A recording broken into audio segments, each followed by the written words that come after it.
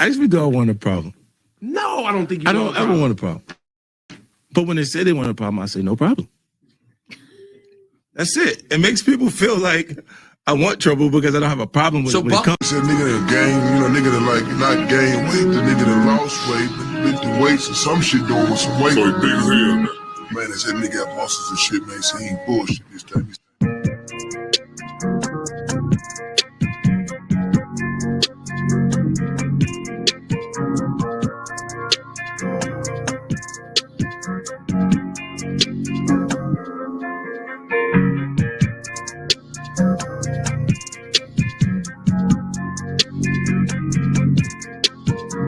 I like red bones, I like light skin, that's black, hello. GFN, that's fantastic. Fantastic, GFN, that's fantastic. Fantastic, GFN, that's fantastic. Fantastic, GFN, that's fantastic. Fantastic.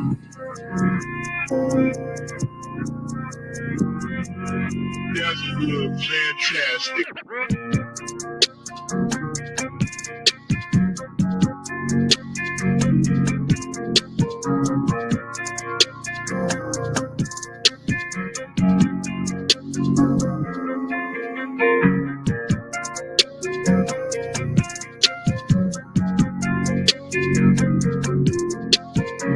I like red bones, I like light skin, that's black, hello.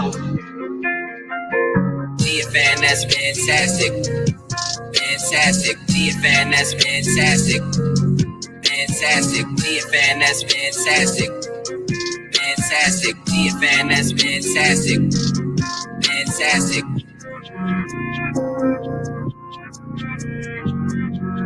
That's good, fantastic.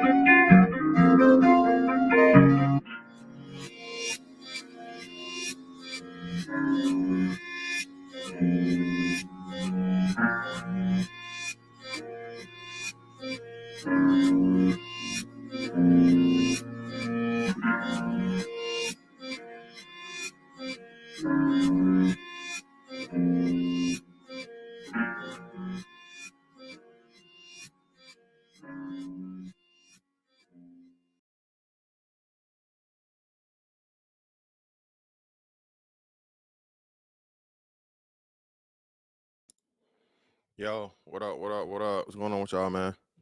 Y'all know the deal, man. Like and share, like and share, like and share, so we can get this thing out everywhere. And we'll start here. Shout out to Jared, man. Jared Pierce.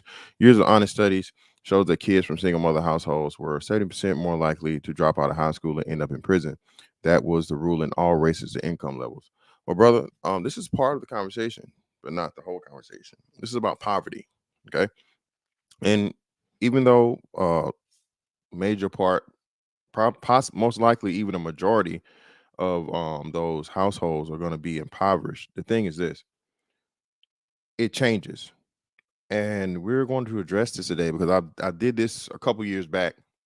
But certain things you have to use as a starting point to make the bigger point, right? Shout out to Brandon Green, brother. Appreciate you, man. Always coming through, man, with the building fund. Appreciate you, man. I'm ready for the classic. Title tells it all. Y'all about to pour up a glass of wine. Hey, man, yeah, get your drink in the middle of the day, man. Have your little sandwich or something or whatever. You know what I'm saying? You know what I mean? And let's sit back. Let's get into it. And shout out to the Facebook fam, bro. Again, for y'all that see this, bro, this one, only reason I did this on my main page is because this one's a little more, friendly. And hopefully, it'll open you up to come watch some of the stuff or whatnot, what have you. But either way, man, there was a wonderful debate had by Patrick Bet David of Valuetainment and Roland Martin. And the reason why it was even brought to my attention because what's the brother name? Horrible hairline and body out of line. Damn, what's his name? Whitlock, Jason Whitlock. Jason Whitlock addressed it, and right, and it was accusations made or whatnot, what have you. And Patrick Bet David addressed those accusations. And I like Patrick Bet David, man. I learned about Patrick Bet David when he had his infamous interview with the late great Kobe Bryant. Okay. I like the way he approaches life. He's a no nonsense man with a very masculine mentality and no excuses. And although I understand all people are not built the same, all people are not built the same. You know, some people are stronger, be physical, mental, emotional, all these different things, right? But what I come to learn, I come to see is that the majority of people aren't the worst off, right? The majority of people aren't worst off. Again, any rich person will tell you, even I think it was what Dave Chappelle said it in a joke. Said, hey, son, don't ever say that you're poor. Poor is a mentality. You're broke. Okay.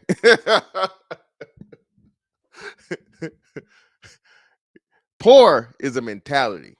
You're just broke.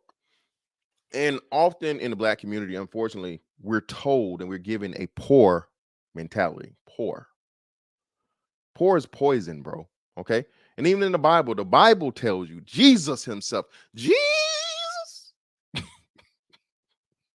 the Lord tells you, for you will have the poor with you always, but I will not always be with you. Something like that. Okay. I can't scripture off the top of my head, but even Jesus tells you more than one time in several scriptures, you will always have the poor.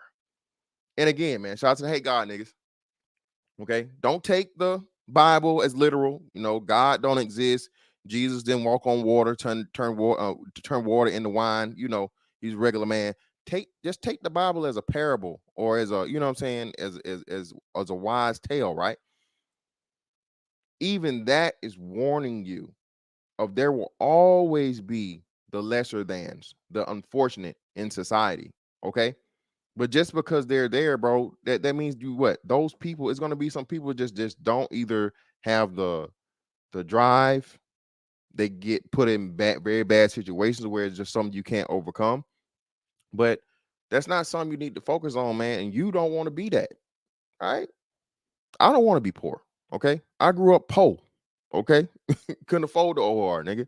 All right. I grew up poor. P-O. Couldn't afford the OR. All right. All right. I grew up poor. All right. And thank God for my grandma, man. Kept us out of probably a whole lot of bad shit and situations. Okay. But even that, man, I'm the man I am today because growing up the way I did, you know what I'm saying? Can't understand, bro. I was just broke. I was never poor. Very intelligent kid. Determined and competitive from jump, you know. Always wanted to fucking prove that prove a motherfucker wrong, that dared challenge me or whatever. All these different things, right? And when it came into manhood, I got to have control over my own life. I wasn't a victim of my circumstance. Now, again, none of us can choose our parents. Okay. None of us can choose our parents. None of us can choose what situations we're born into. So when you're a child, you're either a benefactor or a sufferer of the situation that you have from how it's set up to the parents you was born to. Now, everything started out good. My mom and dad was married, whatnot, what have you. You know what I'm saying? I told y'all a lot of the story with my shit or whatever. That broke down, got divorced. My mom ended up getting remarried. Okay. And she got divorced again. Okay. So and I ended up learning a whole lot about family due to the fact of the matter that, you know, um, my mom was doing what she could do with what she had and what she knew to do at the time. And what we come to find out, and we had a conversation, my mom, especially my teenage years, the years where, you know, you're transitioning and, you know, fighting this testosterone and a crazy ass growth spurt and trying to figure out myself and establish myself, you know, socially or whatever. My mom was pretty much going through a fucking midlife crisis. You know what I'm saying? She was depressed, dog. You know what I'm saying? But I didn't see that, and even she didn't see it at the time. But I'm not giving a fuck about that because I'm a kid. You know what I'm saying? I needed somebody to confide in, and I didn't have that. So, that's the way life goes at times. But at the same time, as I become an adult and I make something of myself and I take my life into my own hands, I'm not going to reach back and blame my mom for what I didn't do or what I couldn't do or whatever. Because again, yeah, that was then. This is now. What are you doing now?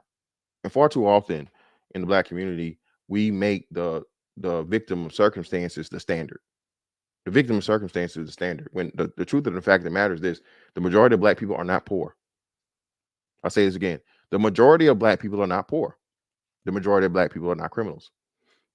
So, just doing this from a mathematical standpoint, if the majority of Black people are not poor, the majority of Black people are not criminals, and even though a substantial amount of people that are born up around born around criminality and in poverty don't end up being the same, how is it then can we say then that poverty automatically equals criminality?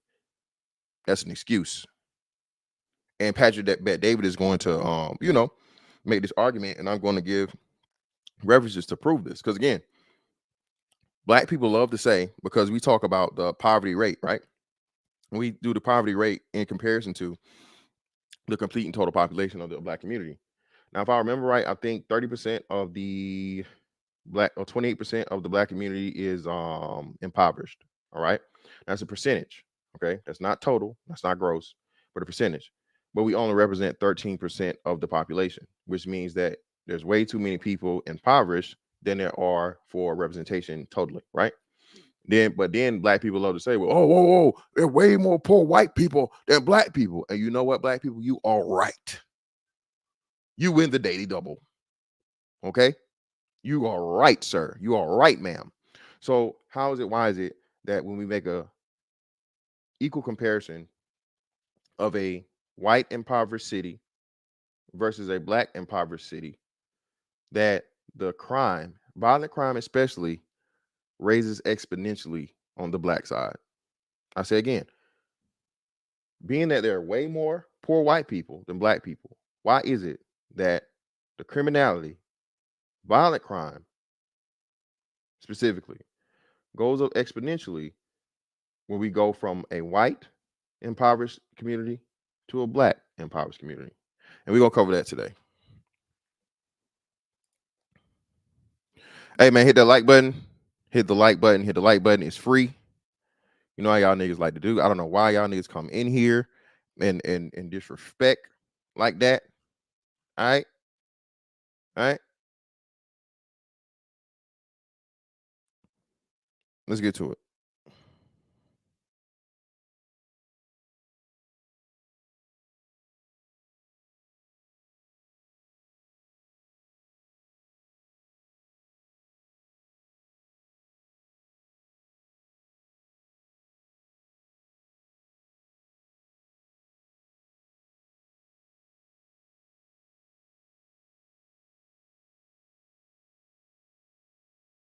No, here's the deal, though.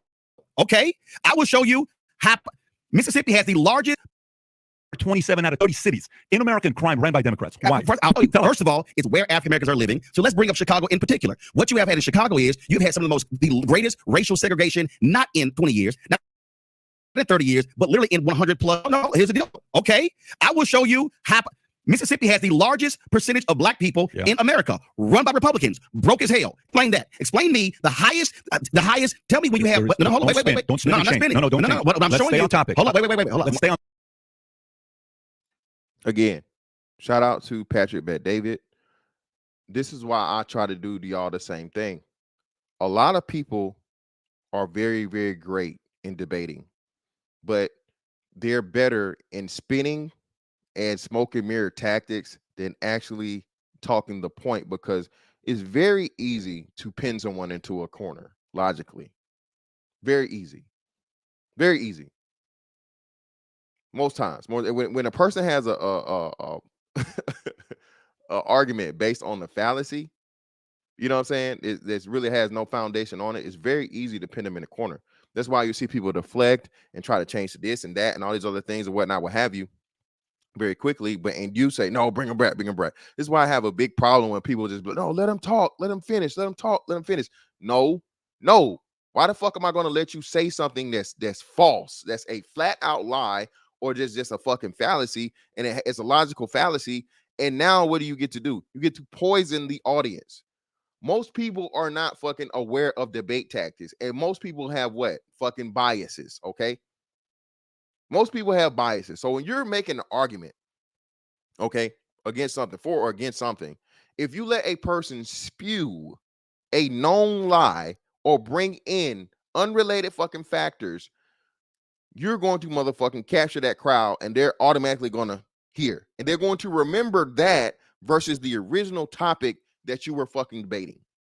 So shout out to Patrick Bet Dave for this. You guys, as not just even YouTubers or whatever, bro, listen, learn how to learn just like simple debate tactics, man, and just like when a person is trying to actually have a discussion or defend their argument versus a person that's trying to fucking manipulate you. He's going to cover that too. Okay.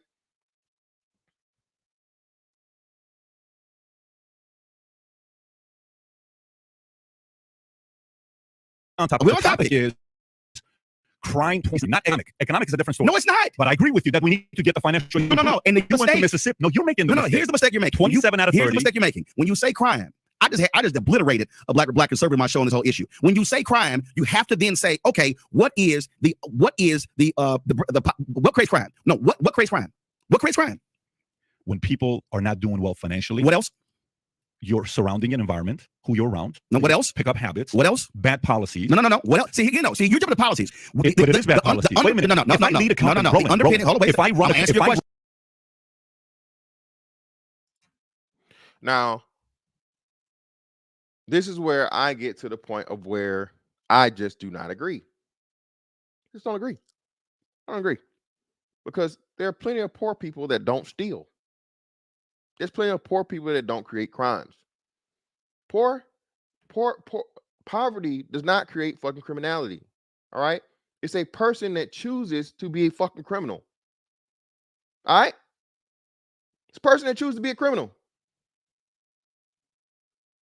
It's a choice that you fucking make. And again, there's not, let me make this clear. It's not a utopia. There's never going to be a point of where we don't have robbers, stealers, killers, and drug dealers. It's never going to happen. But what I'm saying is this, and we know this for a fact, because what do? What do these rappers do? Oh, pussy ass nigga. Oh, bitch ass nigga. Oh, pussy ass hoe. You ain't jump off the porch, nigga. You ain't out here in the streets. You ain't sliding. You ain't riding, all this, that, and other. These niggas brag about a decision, conscious decision they make to hop out here in the street. Okay? Conscious decision they make to hop out here in the street. They shit on the same, because it's poor niggas too that, play video games, go hoop and play basketball, play sports or whatever and do shit that way, right?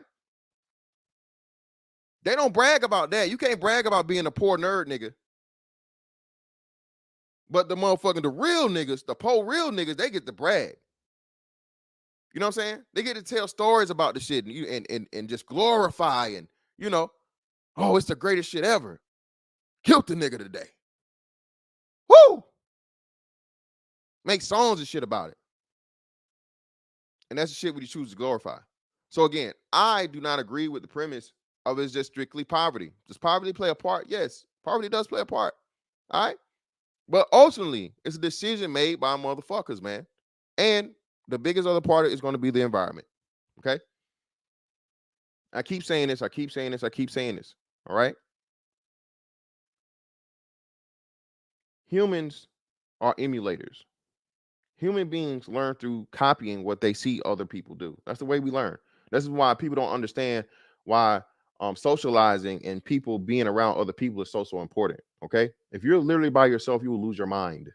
Okay, you heard stories of one of the best examples I heard was a recent date was when the brother did the what was the story of the brother that was falsely accused of grape? What was his name, y'all? The football player. What was his story? What was his name?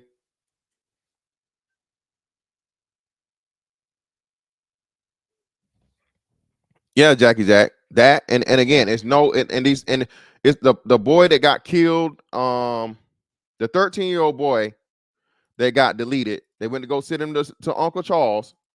I'm sorry. Young boy went to go see Uncle Charles. Hey, young man, I'm your Uncle Charles.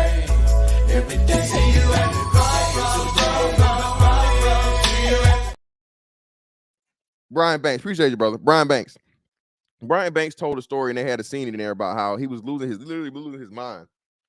People hallucinate and stuff, bro, when they're in solitary confinement and they don't have any association with other people and stuff, bro. You literally lose your mind. Okay, plenty of other people will tell you this shit. All right. People need other people. Okay. And since people are around other people and need other people, this is why you have the sheep mentality and followers. Most people are followers. Most people don't have a strong enough personality or willpower or whatnot, what have you, or even just know how to, you know what I'm saying, be on their own and go their own way. So what happens is when you put a kid that already isn't being taught any type of morals, any type of values, you know, none of those things, they're having a foundation, strong foundation set. Well, if they emulate everything that's around them, and we know they don't have any type of structure in the home. Now you let these kids out in the street around other individuals that are already involved in criminality. What is that child going to do? He's going to get involved in criminality too. And this is a tragic story of the young man. I think what's his, let me see. I don't want to mispronounce his name.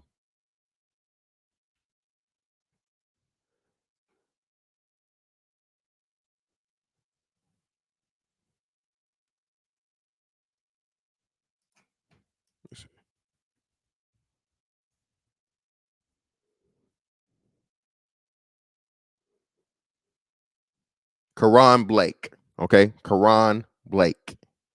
That's his name. Karan Blake. Mr. Karan Blake. Okay. Allegedly, he was out at 4 a.m. in the morning breaking into cars. 4 a.m. in the morning breaking into cars.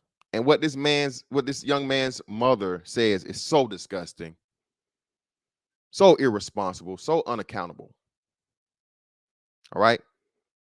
And we'll get to that later and use it. But this is what I'm saying. And most of the reason why you have criminality is because you have these young kids, young black kids especially, that don't have any type of foundation set upon them, no type of values taught. You know what I'm saying? And then they're let out around all these other kids, man, that are the same way and they're already involved in criminality, and they're just doing what people do and they're copying the behavior they see. So it's not the poverty, it's the motherfucking commonality with criminality. That's what it is. It's actually fucking seeing the shit that's going on around you. And we know what, unfortunately, again, I told you, the criminality goes up exponentially in the black fucking neighborhood versus the white neighborhood. Why is that? Black people, why is that? Can we explain? Can somebody tell me why? Okay. Bobby Brown. All right. You know what I'm saying? Tell me why.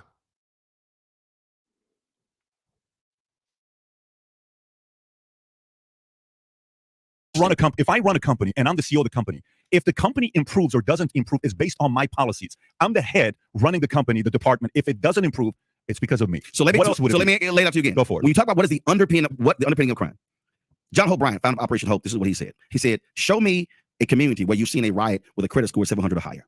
The reality is, when you talk about crime in this country, you're talking about economics, about education, you're talking about housing, about health. Mm-hmm. Show me areas where you do not have high crime. I'm going to show you areas that don't have the same, aren't as compacted. That's first. What you have is, when you talk about crime in places, you then look at what are the numbers of people there, what are the pockets there, what are those communities, and how did those communities, how were they created literally not over 20, 30 years, but literally over 50, 75, 100 years. Now, that was your crow. How many years does it take to change? What are you talking about? How many years does it take to create when you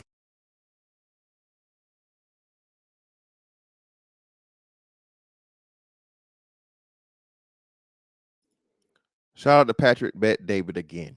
How many years does it take to change black people? How many years are we gonna go back and talk about slavery? I know it's Black History Month, so you niggas gonna get mad. How long are we gonna motherfucking lean on the crutch of fucking slavery and Jim Crow and all this other shit? When again, man, Patrick Bet David is about to tell you, and I had Caribbean people tell me, and other immigrants tell me, hey man, y'all are just fucking lazy. This is the global eye and opinion of African Americans. Y'all fucking lazy. Because again, if you go back, bro, slavery has occurred on every fucking continent except Antarctica. All right? Every continent except fucking Antarctica, bro. Why is it that we are still motherfucking talking about it and using it as an excuse for us not fucking progressing as a people? Well, it's easy. That's why. It's easy. That's an easy road. Oh, I didn't do better. I didn't do good or whatever, slavery. Oh, I didn't get a fair chance. I didn't become highly successful and wealthy. Racism. You know, the white man. You know, poor neighborhoods. You know, all this shit. And yet and still, my biggest fucking counter to that is Patrick Bet-David is finna tell you the story I always use. How is it that you get motherfucking an African person, an Indian person, or whoever? And don't give me this bullshit. Oh, the talented 10th, the talented 10th, the talented 10th. No. Not only the fucking talented 10th get to fucking come over here, bro. Okay. And get an opportunity to fucking live in America and thrive. No, it's not only the fucking talented 10th. Okay. Chinese people do the shit all the time. It's, bro, if you were able to fucking look up the fucking get the business information for the local hood Chinese shop and look at the money that they make in the black neighborhood, bro, you would throw up in your lap. This motherfucker ain't doing astrophysics. They not out here fucking you know, creating fucking some brand new crazy wild fucking technology. No, they come to the black neighborhood. They open up a motherfucking Chinese store, a Chinese food store, a hair store. They open up a liquor store, and they literally become motherfucking millionaires off of niggas. Wow. Wow. How? Why? Because they must just have a simple understanding of I have an opportunity, I'm going to take it and make the most of it. Mr. G's world, your ADOS FBA card is gonna get revoked. Man, my shit been revoked. Them niggas, I done been a tether. I don't know how many times. Listen, all you FBA cult niggas, oh nigga, you African, bro. Y'all remember I showed y'all these niggas tried to put the the dudes that killed Tyree Nichols were tethered. I'm getting tether vibes. That's a non-FBA hairline. Bro, niggas refuse to take responsibility, bro. God damn. Y'all gonna blame the Africans? One of the brothers' names, one of these man's names was Tadarius. Tadarius, nigga. I say, huh? If that ain't a nigga name, Tadarius? No, brother. There's no Tadarius here. No, you would never find a Tadarius in the African lineage. No, sir. No. That is a nigga name. That is a nigga name. No disrespect. No disrespect, but that is a nigga name. Sir. Tadarius? You know what I'm saying? So shout out to SKC in the building, man. So shout out to Dreas. Hell, I'm a tub, bro. That name. That name. I saw that name, nigga. I had to double take. I had to what? This nigga making everybody look wrong, right? So again, man, we got to get out of this thing, dog, where we want to blame everything around, bro. People that have, bro, less than dirt, bro. We talk about getting out the mud, out the trenches, and so on and so forth. Nigga, have you ever had to take a bath in a bowl? These Africans, these Indians, and these people from China, bro, they literally like shitting in a hole. And they come here, bro, and they become fucking entrepreneurs and become wealthy and successful and pass that down to their families. Set their families up for success for what? Just for opportunity. And your ass sitting right here, homegrown, home court, home field, and what you doing? Y'all seen the thumbnail. How many generations is that of fucking poverty, bro? How many times y'all done drove through the motherfucking projects and seen grandmama in the projects, mama in the projects, daughter motherfucking pregnant with her baby, you know what I'm saying? Ain't no motherfucking daddy around. She know who the daddy is. Where you think that daughter gonna end up? 3 generations of fucking families, bro, in the projects, in public housing. Put a 1 in the chat if you ever seen that. Put a 1 in the chat if you ever seen 3 generations, okay, of women in public housing. You know what I'm saying? Finance man, you know I'm built for it, baby. You know I'm built for it. How is it that, again, you get a family, foreign family, African, Indian, whatever, so on and so forth, blah, blah, blah, and by the time their kids have grandkids, somebody's a doctor, somebody's a lawyer, somebody owns a business, everybody has property, actually owning property. Let's not talk about that. Let's not talk about how y'all niggas can't even keep Big Mom house. Big Mom done fucking lived, Big Mom done died. Hopefully they ain't cut a leg off like soul food. Hopefully. Done left the house to your family and shit. Y'all niggas won't even pay the property taxes. Don't keep the grass cut.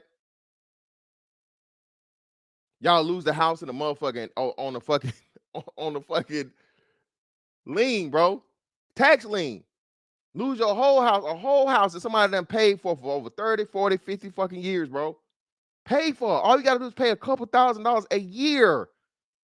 Why y'all niggas out here? Oh yeah, man. I'm smoking on these runts. Smoking on this cookie. I got these bundles.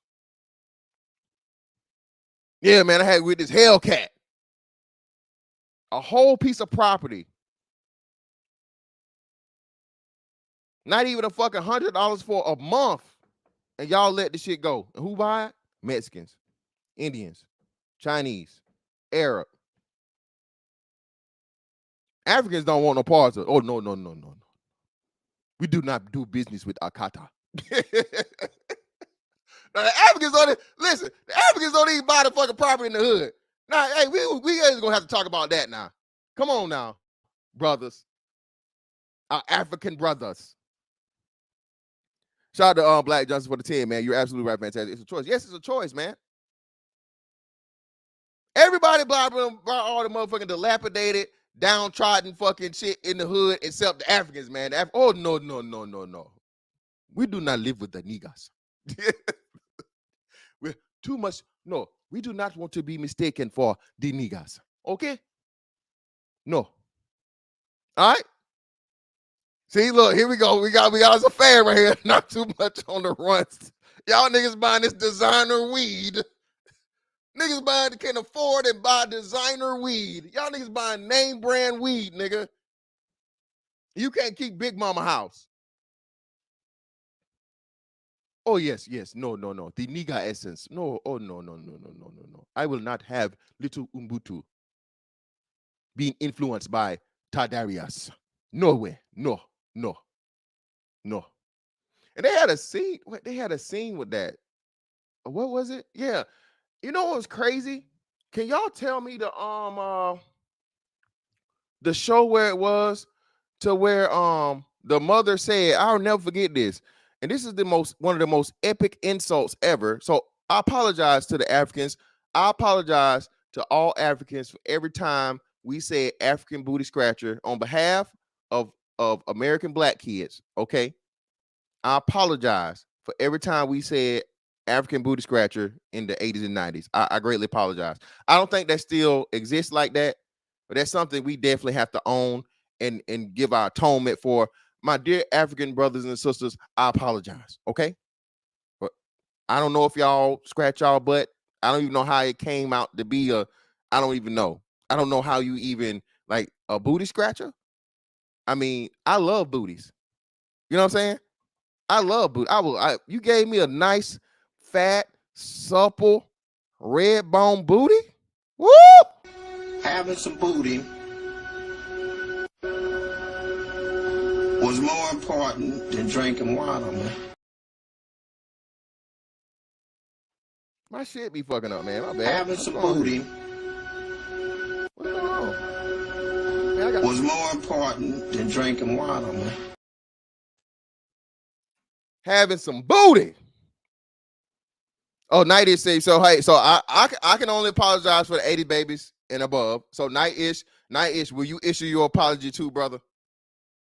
Can we get some of y'all Gen Xers to come up here and apologize to the Africans for these booty scratcher claims that we put on a whole entire of people? Africans be stealing PhDs from high school dropouts.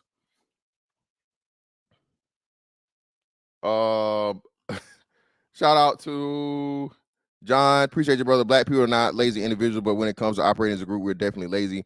Group laziness, 100%. Yeah, man. And again, we don't get on the program, and it's the niggerlander syndrome. Okay, the niggerlander syndrome. But let's get back to it. When you have, how long does it create change? When you, first of all, you talk about Black in America. How long does when you have had, yeah, okay, walk through 243 years of slavery, 92 years of Jim Crow, and then you get to 1970 when you are technically fully free. You can't act like all of that before did not impact. The issues that you're having now have to do with not Democratic or Republican policies. It has to do with literally white supremacy and Jim Crow in America. We are still, to act as if we are still not dealing with that. How did housing discrimination take place in this country? You know who created it? The realtors. They apologize for it. Why are you going away from the question? No, because here's the deal, though. You don't want to deal with what creates crime areas. You got to realize this. Listen, I'm dealing with the real truth. How they create it. What you're dealing with is, oh, they're Democratic areas. What I'm dealing with is, well, how do you deal with the historical reality of neighborhoods that simply can't be just, oh, we elected one person and then it's going to change. It doesn't work that way. Bro, I'm Middle Eastern, okay? I was born in Iran, 10 years. My mother's a communist, my dad's a socialist. Okay? With people in Czech, Albanian, they're all linked for a reason. I come to the States, okay? I'm a welfare baby. I'm a food stamp baby. Okay. Just letting you know, my parents are... This right here is what the fuck I'm talking about. How many Black people grow up poor, single mother households, all these different things? The answer is the majority. Well, single mother households, the majority. Not the majority grow up poor, right? But a substantial amount of those people that grow up poor, what percentage of those people come out to be just the worst of the worst and stay the worst of the worst? If they are, bro, it's because they want to, not because they don't have the opportunity and the chance. This is a man that's telling you, bro, the worst of the worst. Iranian refugee in a fucking refugee camp for years, comes here to the States, all this different shit. Lo and behold, now he's a fucking millionaire, extremely successful individual. Why? Because he motherfucking refused to be poor. Okay? Refused to throw his life away and be a victim of fucking circumstances. As a man, Black man, young Black fella, let me holler at you, brother. This is the mentality you need to have. Okay? You may not have a daddy around, you don't have any positive fucking Black role model around or whatever. Unfortunately, brother, I apologize for you. But again, that still doesn't limit you. All right? That don't limit you, bro. You have to make a conscious decision to say, hey, I'm a motherfucking be good anyway. All right? You got to make the conscious decision to say, I'm going to be good anyway, okay? My circumstances right now aren't going to be my fucking circumstances in the future. And far too often, again, man, I heard somebody say this shit the other day. I think it was it academics? Listen, bro, it's like the motherfuckers that's popular in high school, right? A lot of you niggas peak in high school. A lot of you niggas say, oh, yeah, man, I was fucking all the hoes. I was popular. I was this, I was that. And, bro, it's just so funny. Like, nigga, this is 4 years of your life, your entire life. 4 years, my nigga. 4. And that's your motherfucking, that's your peak, my nigga. You're not even grown yet. Again, you're either benefiting or suffering from the fucking circumstances of the parents you have, the household you're in. Okay? You know how many niggas I done seen go from motherfucking Jordans, you know, all the new Jordans and the polo and whatever. And these niggas now, bro, they wearing Shacks. When mama and daddy was buying them clothes, this nigga had all the fresh shit. All of it. All right, don't count then, nigga. Don't none of that fresh shit count when your mama and your daddy buying it, nigga. What can you do now, my nigga? What can you do now? Y'all niggas out here wearing Shacks and motherfucking trying to bum a square, nigga.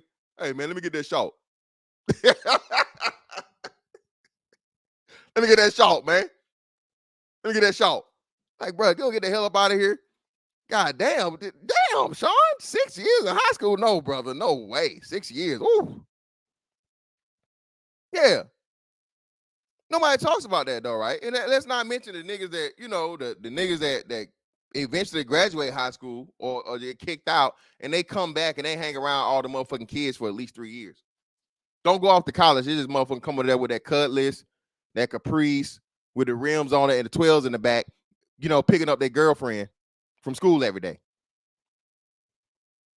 You know what I'm saying? And that girlfriend ain't no senior. If you know what I'm saying. All right?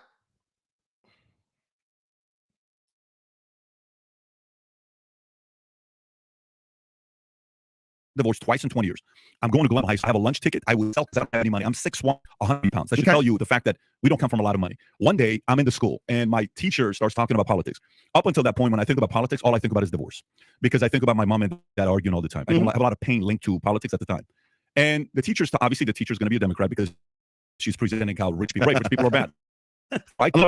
Obviously. 13-1. That's the number. That's Dude, I had a whole lot of damn Republican teachers in my life. Well, I like stats. And the stats are 13-1 is Democrats to Republican. You know the stats. So I come home and I say, Mom, are we Republicans or Democrats? And she said, we're Democrats. I said, tell me why. She says, because the Democrats are for the poor, Republicans are for the rich. So my mom says. You know what I told her? I said, when I grow up, I want to be a Republican.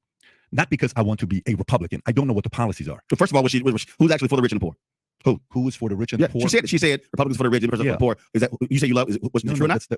First of all, was it true or not? Whether that's true, statistically, more rich people on the Democratic side today than no. You say what for? Not who's rich, but who are they for? The policy. But Roland, this is you. You're smart. No, your mom said I understand. Again, he's about to explain this. I'm gonna jump in here. It's irrelevant. I don't give a fuck who's for what or for whatever, nigga. I'm for me. Okay. I don't give a fuck who's for what and who's for me. Who's for rich or poor or whatever the fuck. I'm for me. I determine my motherfucking life more so than any fucking politician or policy. All right? There are more self-made millionaires out here than motherfuckers that inherit shit or whatever. Bro, you don't just come into money, bro. You have to make money. People make themselves into being fucking rich and wealthy. All right? Very, very few people are fucking just born into it. All right? It's not enough rich people for it to be the majority. So the people that make it to be the millionaires and even billionaires are self-made. So why are we going to focus on and worry about, who's for the rich, who's for the poor? Fuck that. Don't y'all niggas always talk about getting rich? Finally rich, get rich or die trying. All these motherfucking albums and shit that talk about being rich. What are we going to do, man? When are we going to stop making excuses, dog, for this motherfucking mediocrity and this sympathizing with poverty, dog, or excusing or using poverty as an excuse for everything? No, bro. Plenty of people are fucking poor out here. All right? But once you were able to fucking take your life into your own hands, be it through fucking skill, be it through education, be it through whatever it means, legally, there's a way for you to get out of it. And it's been shown time and time again. So again, using this fucking shit as an excuse, bro, is just bullshit. Oh, when I say Shacks, bro, I want to talk about Reebok Shacks, nigga. I'm talking about Walmart, the brand Shack. I'm talking about brand Shacks. All right, and when you talking about Reebok motherfucking retro Shacks, nigga, I'm talking about the brand Shack, okay? Lando Brown, should poor people have kids? Lando Brown, I'm not saying that poor people shouldn't have kids. Poor people shouldn't have multiple kids. If you have a child in poverty, you should not have another child while you're still in poverty. People are using old statistics, right? And I looked this up the other day. A child now costs $300 and I think it's $80-some thousand to raise from birth to 18. Let me show you guys this.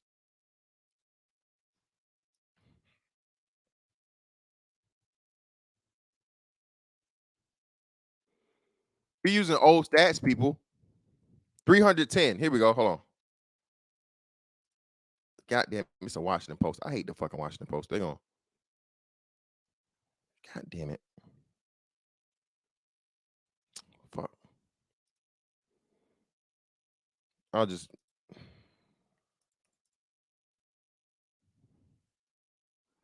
Let me switch the screen real quick.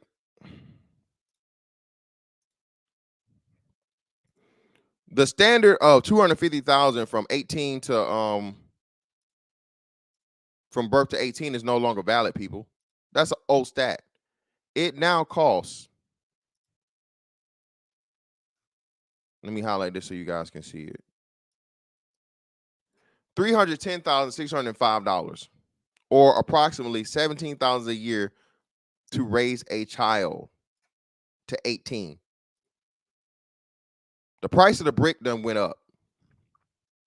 Yeah, man. Fuck that. Price of the brick done went up. Oh, E Black, my bad, brother. I'm gonna get to you. My bad, brother. Let me speed it. Let me stop. I know E Black E Black can't wait to hop up here when I drop this link. So let me get back to it. My bad, brother. Let me get back to this. Y'all don't want to belabor this. Let's get to it. Hold on.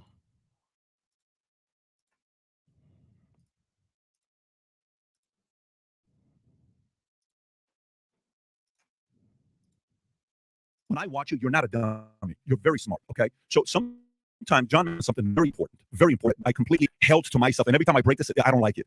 He said, the moment you learn sales and you learn persuasion, okay, the moment you learn the ability how to persuade, you, me, we learn how to persuade.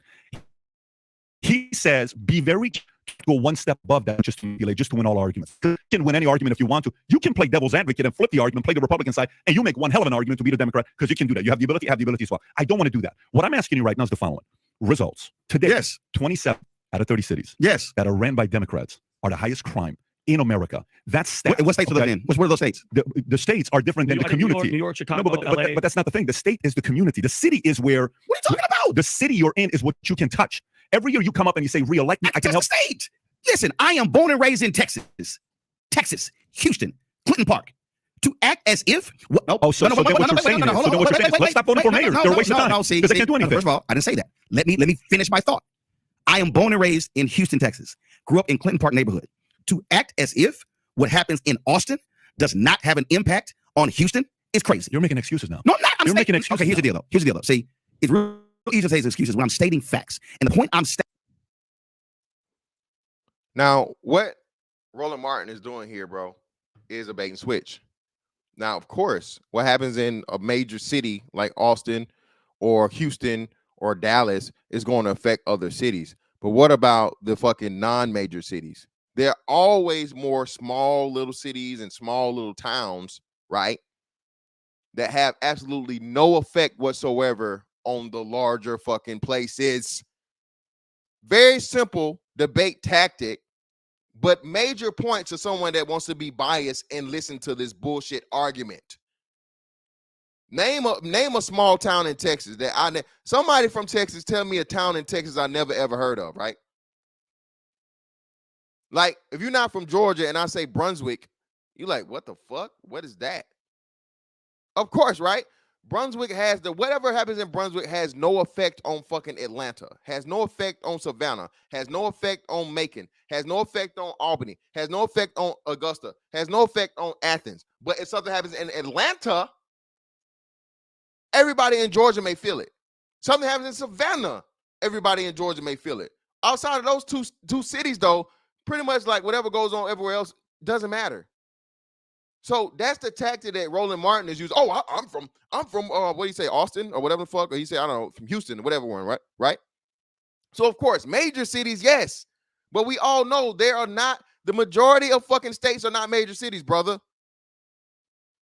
Yes, I've never heard of Fredericksburg. I have heard of that. E Black, Vider. Funny, I haven't heard of Vider, but Vider. Let's use Vider. Vider's told to me by a confirmed white man. Okay, was at some point still a sundown town. So what happens in Vider, Texas, bro? Don't do shit to fucking Dallas, Houston, Austin, San Antonio. There's no shit in none of these other places. Shout out to my man DJ Nav. Nina Turner is posted yesterday talking about $25 an hour wage, minimum wage. It's fantastic, bro. That's skilled labor wages. Those entry-level jobs were never designed to make a livable wage. Get the fuck out of here. Yeah, stop it, bro. Who the hell? Yeah, who the hell saying that? Who said some crazy shit like that? $25 an hour is good money anywhere. That's not no entry. That's crazy.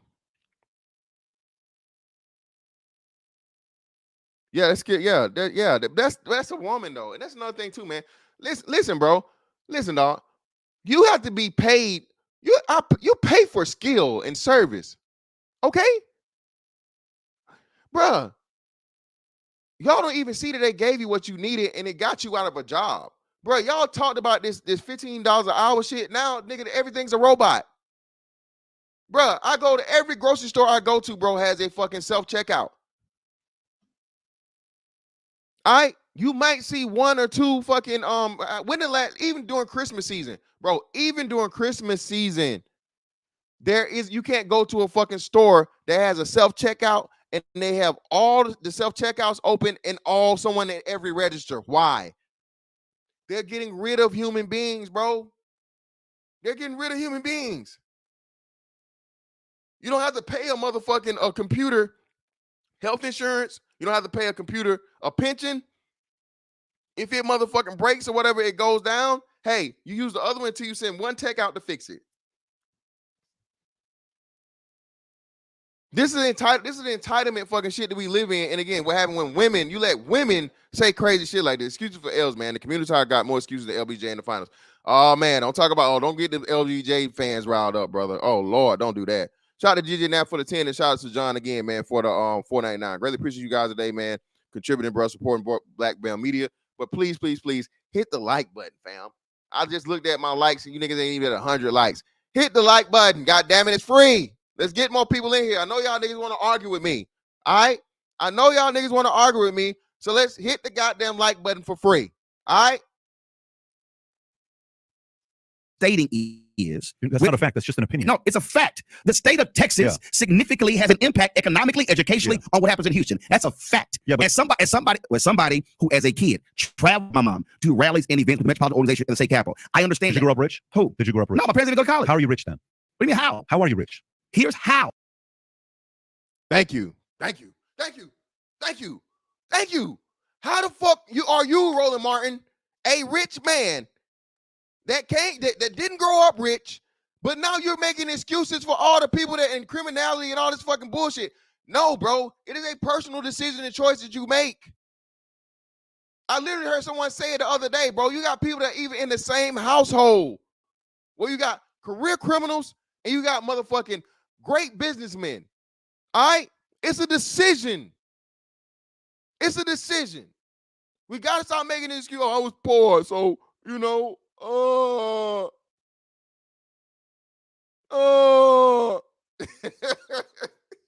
be sounding like you on the spectrum. Making an excuse for why you're a fucking failure in life, nigga. Stop.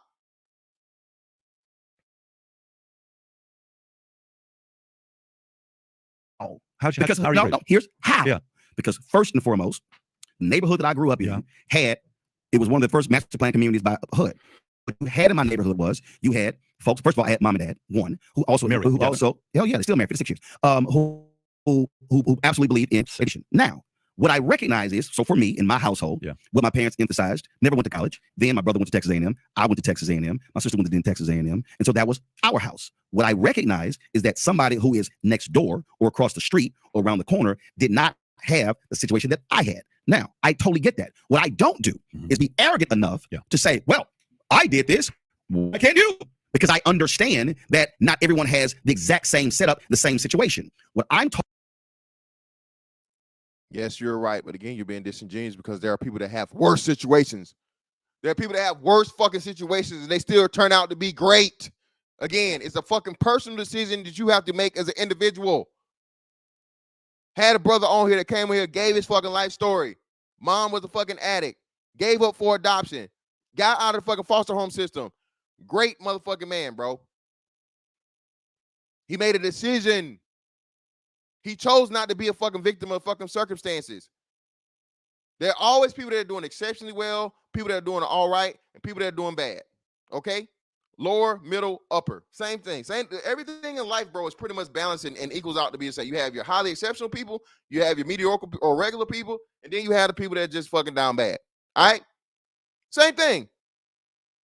But at any point in time, any person at here can end up as a person here, can end up as a person here, and so on and so forth, bro. It's all about the decisions that you choose to make in life and what you do with yourself and put yourself in positions to motherfucking be.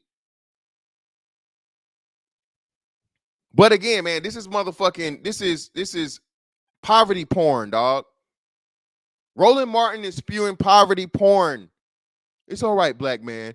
It's all right for you to be 30 years old and have no actual fucking skills to do any type of thing in life, and to get around and barely make it, working a minimum wage job, and then demand that this woman submit to you, and the world recognize you when you're just a mediocre or actually below fucking average person as a man, but you're a king.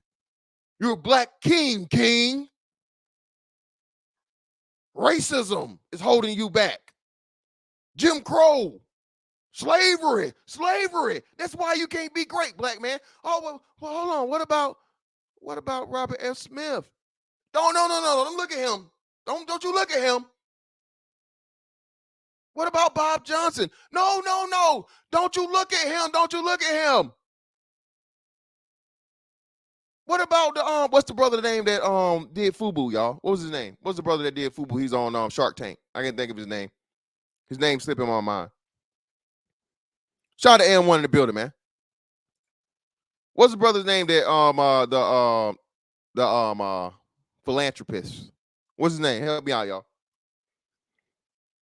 Don't look at him. I'm purposely not naming athletes. I'm purposely not naming athletes and entertainers. Damon John. Appreciate you, brother. Appreciate you, Jackie Jack. Damon John. I'm purposely naming something that you can actually. A brother did this the other day, and I'm gonna find it, bro. He said, "Black men, please stop being rappers." And I'm still probably gonna do something on that. Fantastic, right? I told y'all the deadliest occupation for a black man for like the past 5 years running is rapper. If my son came to me and said he want to be a rapper, bro, we gonna have a fist fight. We're going to fight. I'm like, no, nigga, no, you're not. No. I'll bust your lip up like motherfucking Mo Better Blues, nigga, so you can't use your mouth before I let you go out here and risk your life over some motherfucking rhymes. In Florida, too? Shit. Stop. The brother gave a list of plenty of jobs, bro, that you can make $100K a year. A lot of them, you don't even need a degree. Just get a fucking certificate. Some type of fucking skilled trade. What is your excuse? Black people, we got to get out of this fucking thing of excuses. And it's purposely being done, bro, to what? To make the men less powerful. You can't just show, I'm a black man. Hire me. What? Excuse me, sir? Look here, Dunquavius. I don't know where you've been. But we have the LGBT now. We have the refugee now. You no longer matter anymore. Are you straight? Are you have the audacity to be a heterosexual black man showing up just thinking you're going to be hot? Security. Can you get this? Can you get this big N-word out of here? Security, get this N-word out of here. Get him out of here. Hell does he think he is? Coming up here all straight. Sir, you don't meet any of the new qualifications necessary to just get an automatic hire, sir. Please don't ever come back on these premises ever again.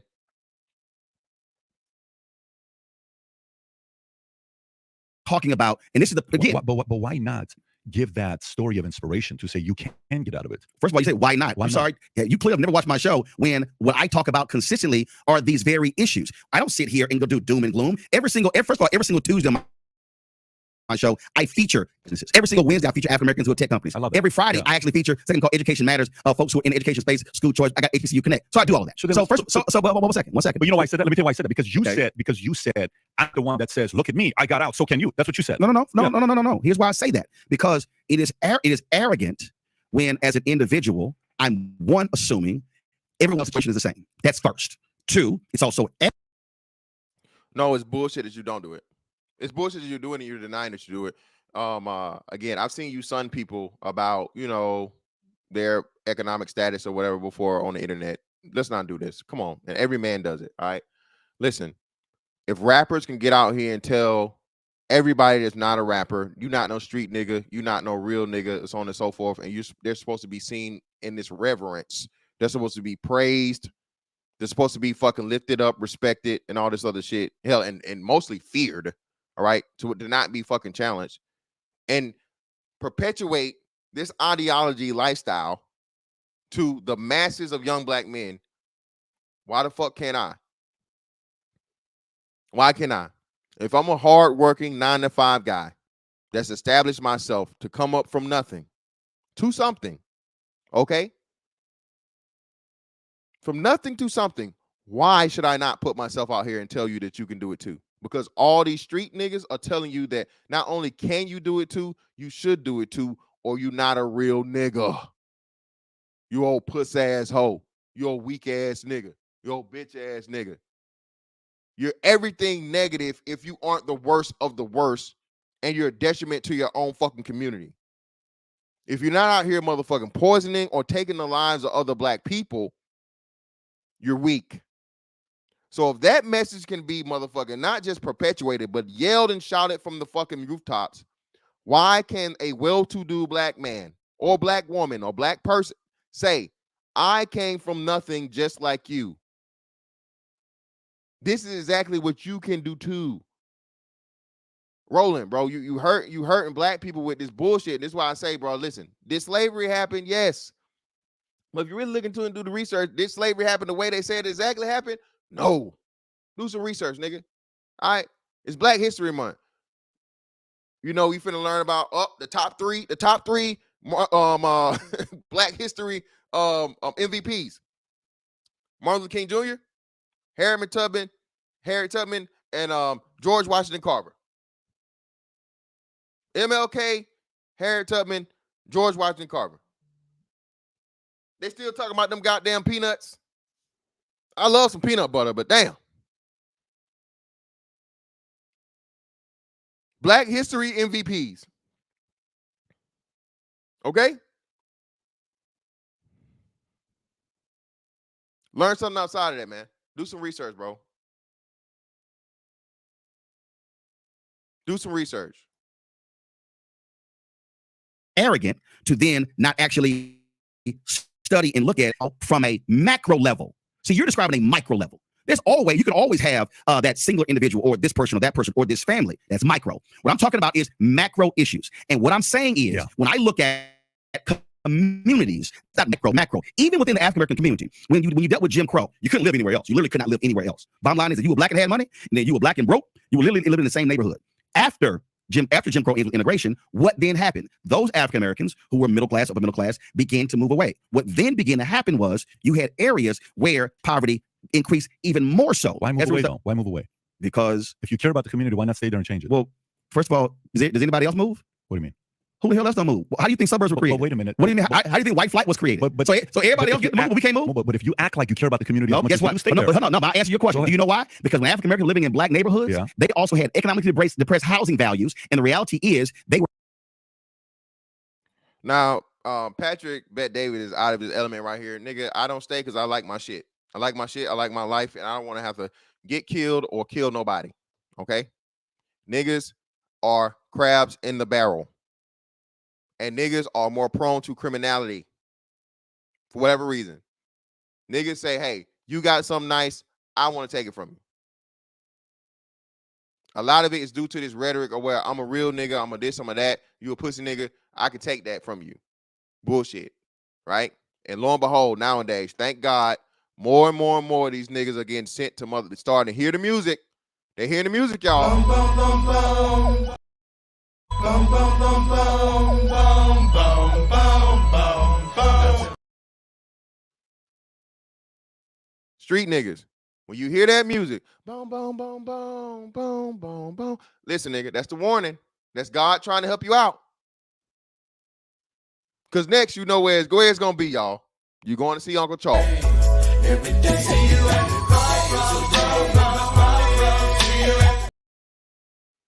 Send you to Uncle Charles there, young fella. Get you right on up out of here. Father, can you hear me? See you right up out of here, bro. Listen, Citizens are starting to motherfucking fight back. Thank God for that. The lady motherfucking shot that nigga in Chicago. Y'all thought it was get easy carjacking, huh? Easy target. Nope. Send him to Uncle Charles. Breaking in motherfuckers' house, stealing nigga shit or whatever. Nope. Send him to Uncle Charles. From here on out, man, again, it's not safe for these street niggas out here, man. Citizens have, bro, people bought the most guns in history, bro, over the lockdown. Most guns in history. All right? Ever. If you think shit sweet out here, bro, you just gonna be able to run up on motherfuckers and take shit or whatever, good luck, brother. But when you end up with Uncle Charles, man, don't be surprised. Do not be surprised. So Patrick Bet David isn't fucking that's why black people move, bro. You can't stay around niggas. You can't be the only nigga with something and everybody else being lazy and making excuses or whatever. You know what I'm saying? You can't pull up to your neighborhood, bro, and you know, in the middle of the motherfucking the bricks with the motherfucking Lambo or the Bentley, hell, or even the damn Escalade and shit at this day and age. Bro, because they will get you up out of there, bro. They will get you up out of there. We're not able Change to it. Help change it. Are you serious? Yeah, I am. Okay, I'll give you an idea. Are you familiar with Palmdale? I'm gonna need you to be drug tested. Seriously. Yeah. Do you even know today? We've done the stories in Florida when somebody's black selling their house, the appraisers will come in and literally give them a value $100,000 to $300,000 less because they're black. You know that's actually happened, right? You'll take one story and say that. Oh my God! On how many occasions has that happened? Are you serious? Do you think a message like okay? Why don't you go ahead? And again, man, shout out to Patrick Bet David. Listen, bro, black people, we gotta stop using exception as a rule, man. The shit fucked up happened and and people still do racist, blatantly racist ass shit. Yes. Should that be disregarded completely and totally? No, it shouldn't. But it shouldn't be used as a standard to act like there's just that level of fucking racism and just ridiculous bullshit happening going on. All right. I remember that story. I don't know if it was Florida or whatever, but that fucking story got there and then the people had their fucking house reappraised, you know, and the person that did it took a huge fucking penalty and a hit for fucking doing what they did. And it is what it is. And nowadays, bro, you don't even have to have an appraisal. Dog, you can literally look on Zillow, nigga. I can look on Zillow. And the only reason you actually have an appraisal done or some shit or whatever, man, is going to be different, I guess, from, you know what I mean? To check your house to make sure you don't have any type of damage or something for somebody that's trying to buy it. You know? It's going to fluctuate here or there. It's not going to fluctuate fucking $100,000. But I promise you this, like I said, appraiser told me my house was $100,000 to $300,000 less than the fucking the neighborhood market, bro. I will laugh them out of my motherfucking house, bro, and slam the door in their face, and they not getting paid shit. Who else supposed to be paying for that shit? Not gonna be me. And if I had to pay for it in advance, you will send me another fucking appraiser out here immediately. Okay, or there's be some furniture move around this motherfucker. But again, we have a horrible habit of doing that, man. The exception is not the rule. Even extremely, you know, blatantly fucked up shit is not the rule, man. We cannot, it's still, and then the problem is because black people have such a fucking chokehold and just addiction to racism as an excuse and a what's name. Now it becomes a standard. Let me drop this to y'all so hold up, so y'all can come up. Here's the link, man, for anybody that wants to come up. I'm gonna keep y'all waiting, bro. We still got a little bit more to go through, and so we'll have the debates and the discussions as we go through. Because I'm about to get to the point of using this anyway, and start going to the references that I'm going to use. So let me pin that. There we go.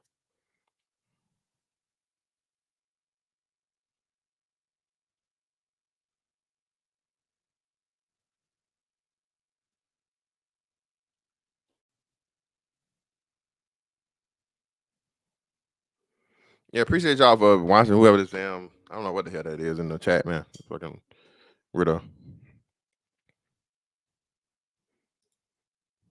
In Google, why don't you go ahead and Google? How many times has that happened? You literally just did a story talking about the systemic racism that exists within housing appraisals. This is a fundamental problem. I'm trying to see you're living in a different reality. What progress are you making by saying that? So progress. So what you're doing? I'm trying to end that.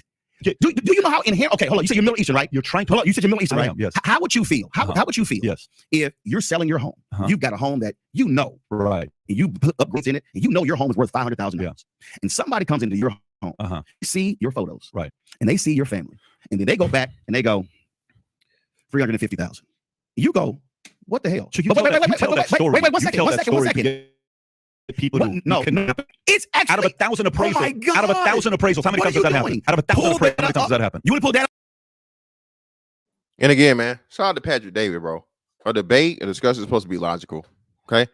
Roland Martin is sensationalizing racism. Him, Tariq Nasheed, and who's the other dude? All these race baiters, dog. All these people that tell you the white man and white supremacy and this, that, other. Bro, it's 2023. Okay. Why would white supremacy only be focused on black people? Hispanics have surpassed us. Okay. Asians surpassed us. Africans come here, surpass us. Arabs and Indians surpass us. So why are they letting all these other people come from outside entities, bro, and be successful to the point of where, you know what I mean? They're in competition with them. Bro, niggas are on cruise control. You don't even have to compete. You don't have to compete with black people, bro, because you refuse to choose. You refuse to choose to be fucking successful. E-Black, the link's in the chat, fam, if you want to come up, if you got time, man. I don't know if you got time, but the link is in the chat. It's pinned. E-Black, if you want to, hit the link, bro. I'm going to repin the link for Zone. Shout out to Zone. Appreciate you, Zone, man. And E-Black, to answer your question, Hispanics own more properties, and Hispanics have a higher, they make more money than black people do now, too. Both of those things. That's what. That's how. Man, y'all get y'all ears up, man. JT Helson, man. Come on, 1.5. Come on, man. You can hear, bro. It's not that fast, fam. They've surpassed us in and I'm pretty sure degrees too, brother. Pretty sure degrees too, brother. Pretty sure. But definitely in home ownership because they bought like the most houses or whatever. And yeah. So yeah, we've covered this for years, E-Black. Covered it for years. Yeah. Yeah, they definitely have a higher birth rate. Yeah. Just that alone in people because they have surpassed us in population in the United States. I think Hispanics now represent either 16 or 17%. And we've been stagnant at 13% for over 10 years. So yeah.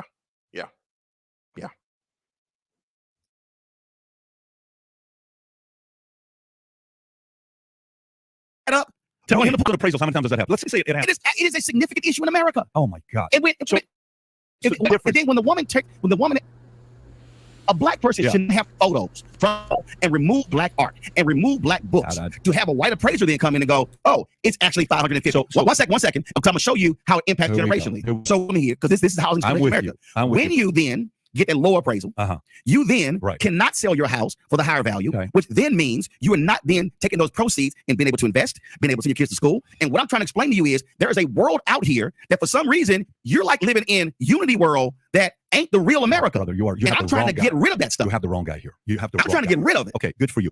I am as well. You have the wrong guy here. And here's what I mean by that. So when you ask the question, what do you do if they appraise your house $350,000 less, right? That's your question. Okay. I don't see myself as a victim. I stopped looking at myself as a victim a long time ago. Being Armenian and Assyrian, you know what in the Armenian you know a lot of people in the Armenian raised with that, which is I know you don't know what the word mechka means.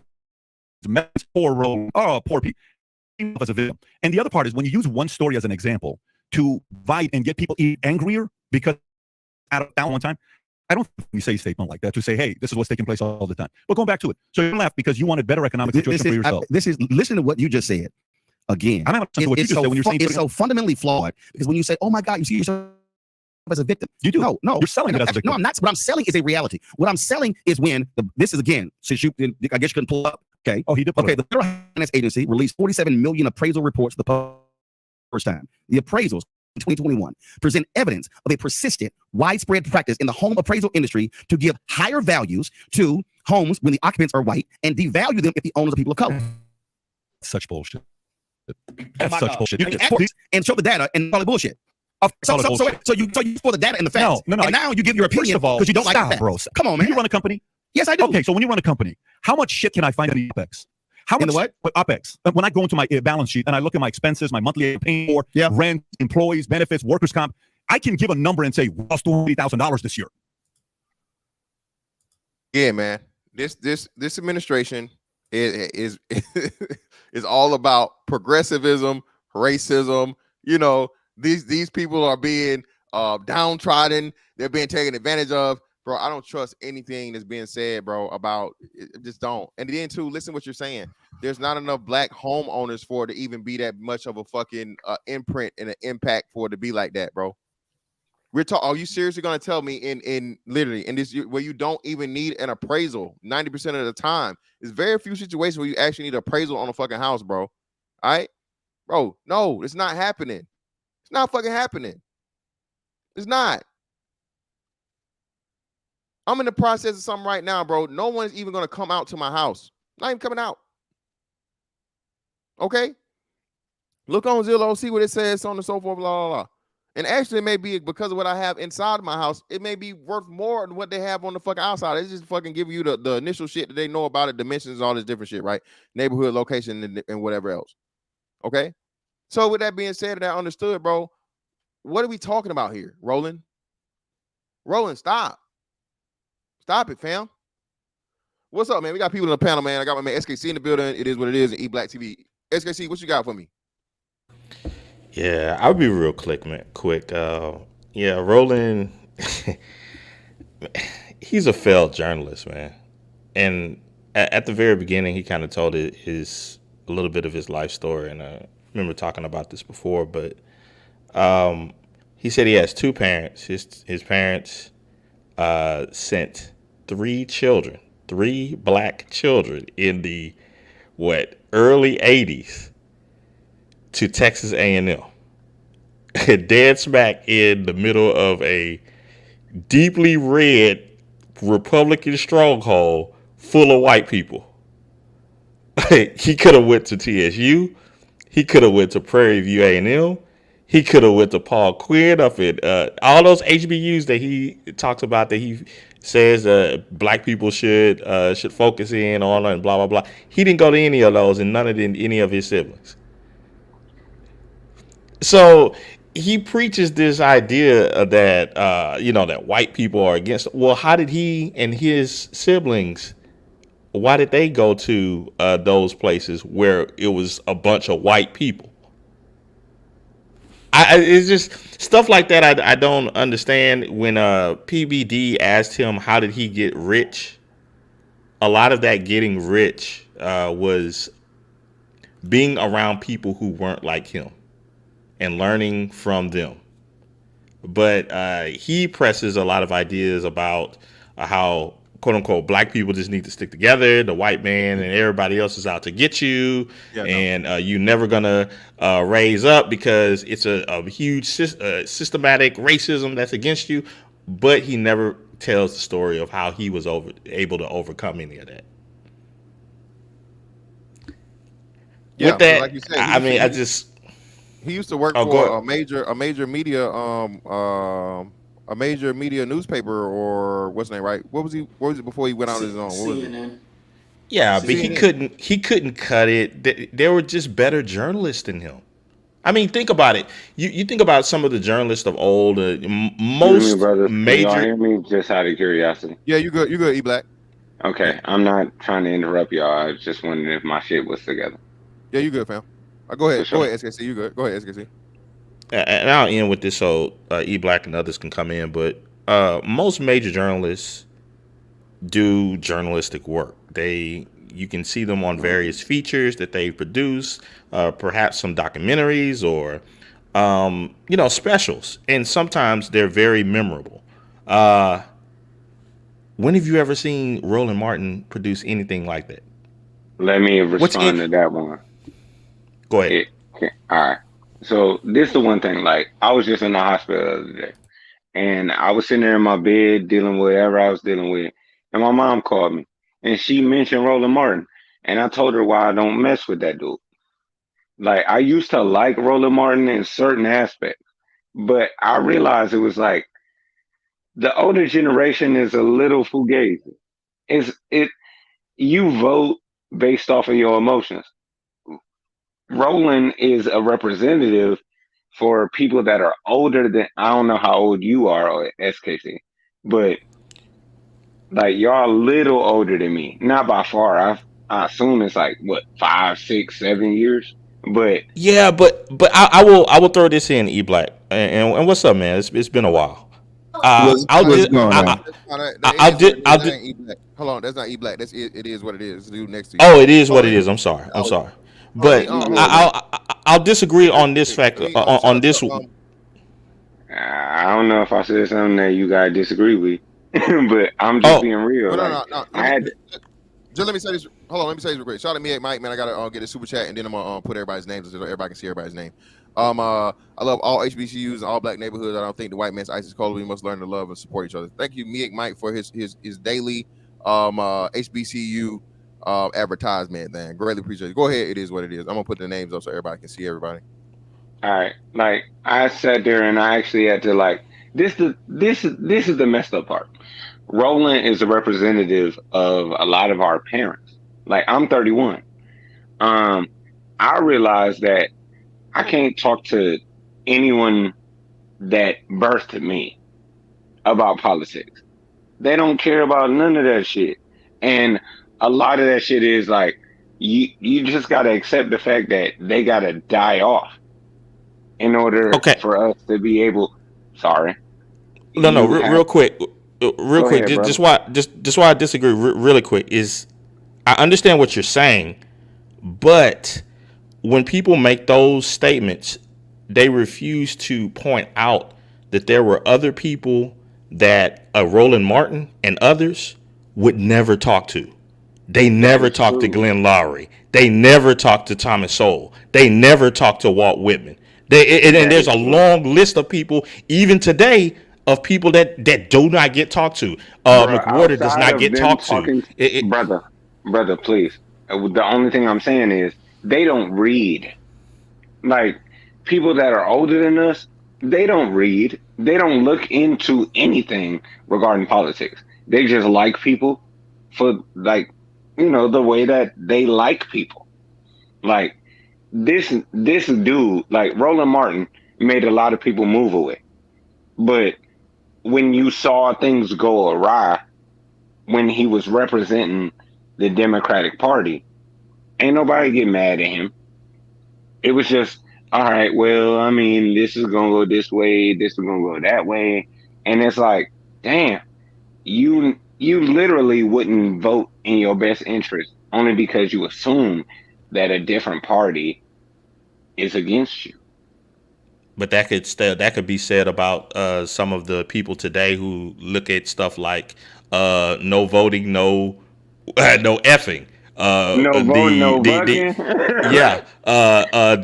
The various rappers and stuff that are on shows like what do you call that?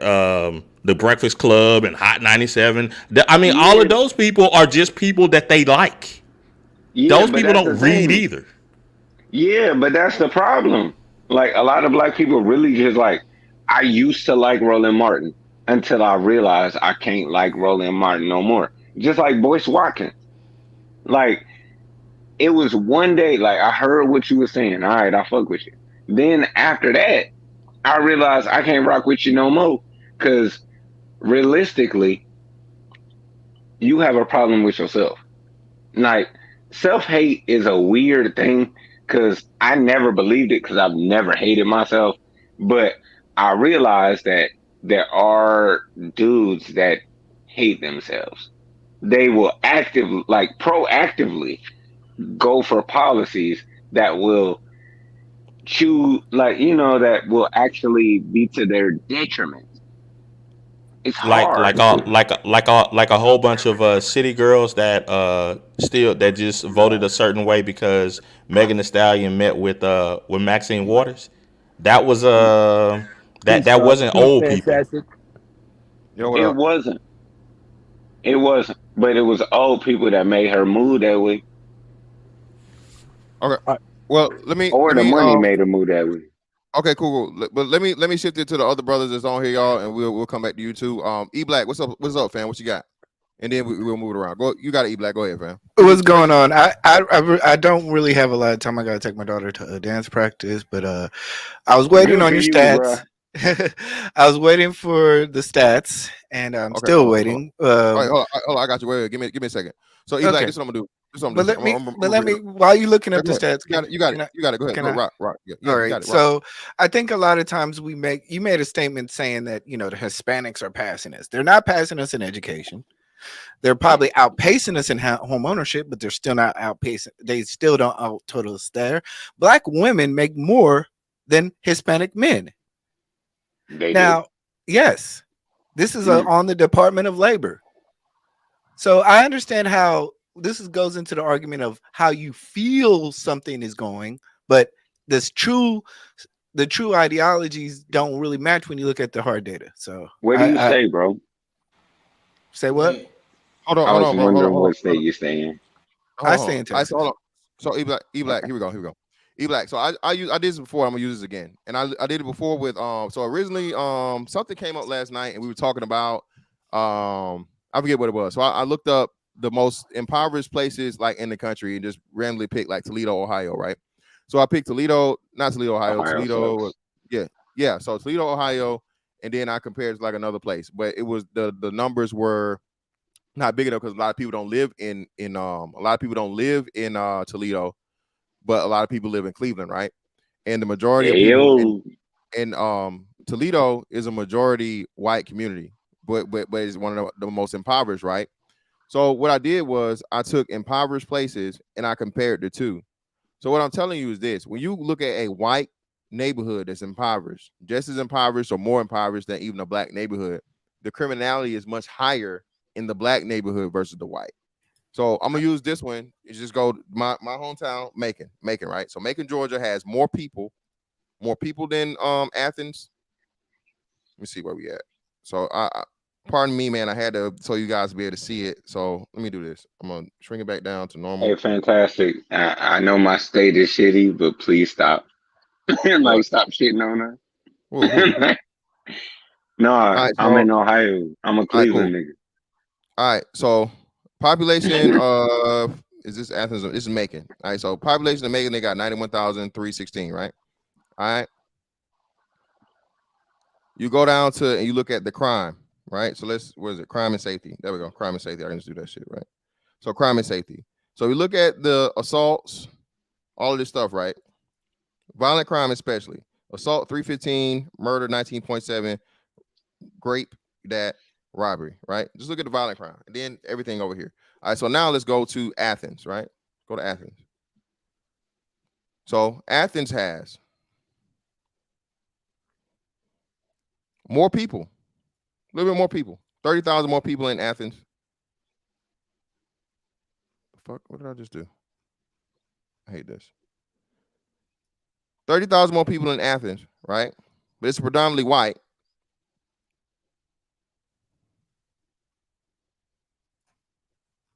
Crime and safety. Look at the crime and safety. Look at the difference. But that can be easily explained. Easily explained. Is it? Okay. All right. Yes. Okay. Hold on. Hold on. And what I can do is I can do this across several situations in other states and other cities. Let's just stick to the one. Let's just stick to the one that you just gave. Let's just stick to the one that you just gave. Macon and Athens. Let's stick to that one. Want to stick to that one? Can we stick to that one? Cool. Let's do it. Yeah. Right. The explanation is Athens is a college town. Majority of the people that live there work in the college, so the employment rate is higher. So people are employed. So you have less criminality because the people are employed. And it's a college town. So the majority of the populace is not interested in criminality. They're interested in college or working at the college or doing something that's residual from the college. Right? Okay. And in comparison to Macon, what is Macon? Hold on. Let me finish, please. Listen, gentlemen. I'm listening. Go ahead. Without y'all cutting me off. You say, brother, you good. Nobody interrupted you. Go ahead.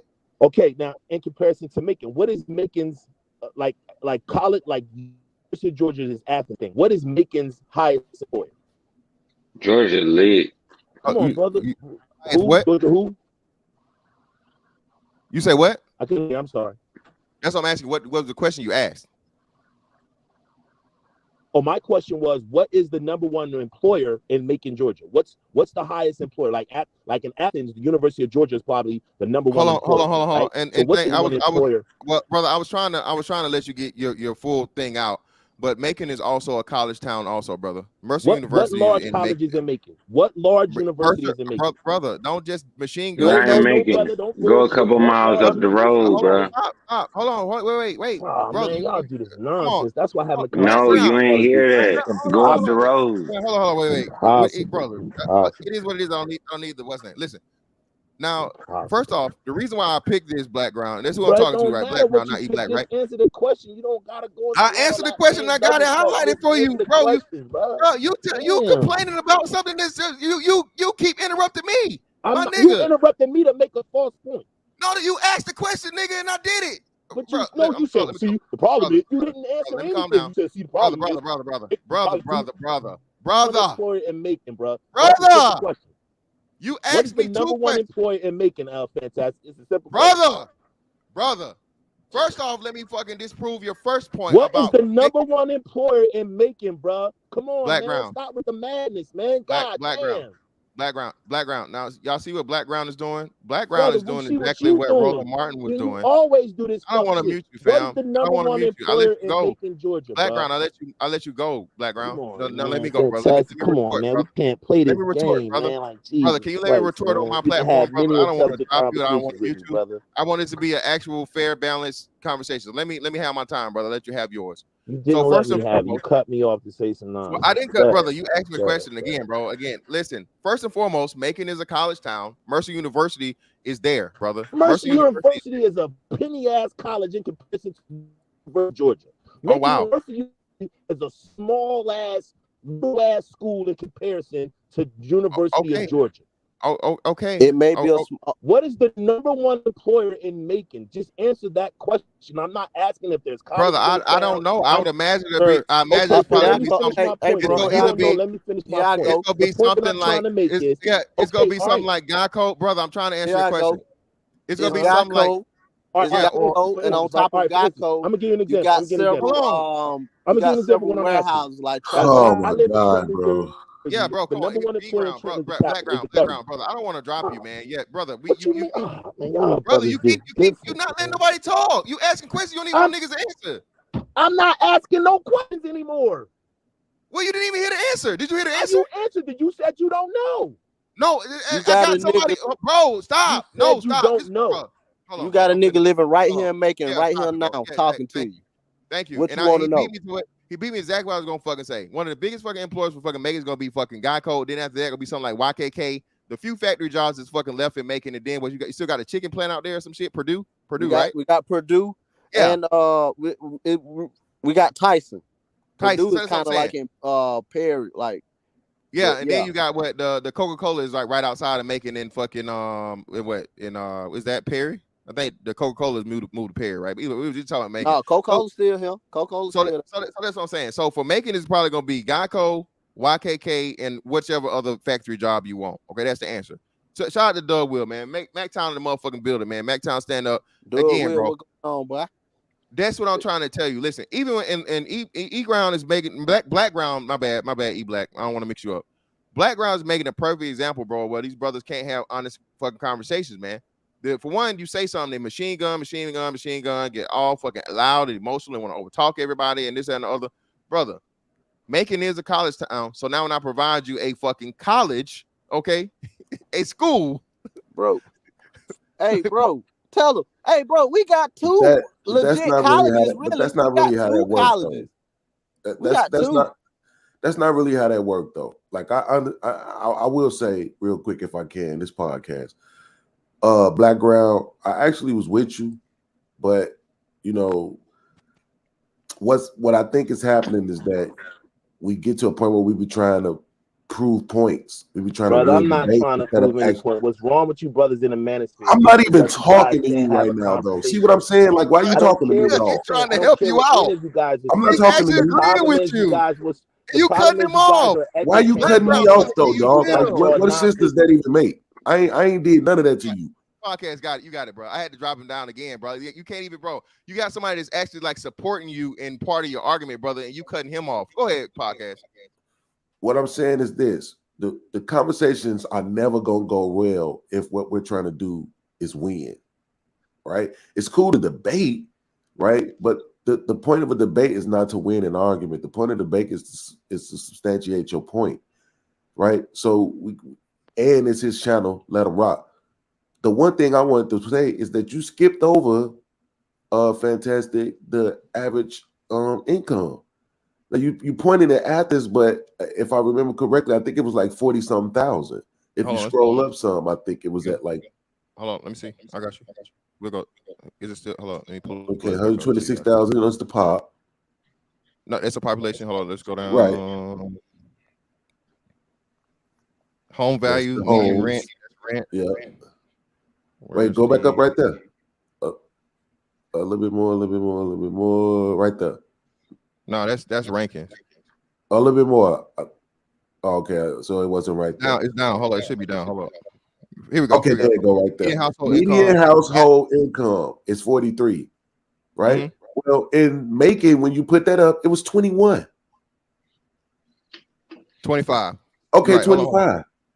25. That's a vast difference, bro. Of course, it's gonna be more crime. But this is what I'm saying. Podcast, you support my podcast. This is what I'm telling you. So just because you're poorer, right? Just because you're poorer, but it's still poor people there. If you compare podcast, even if you compare it neighborhood for neighborhood, right?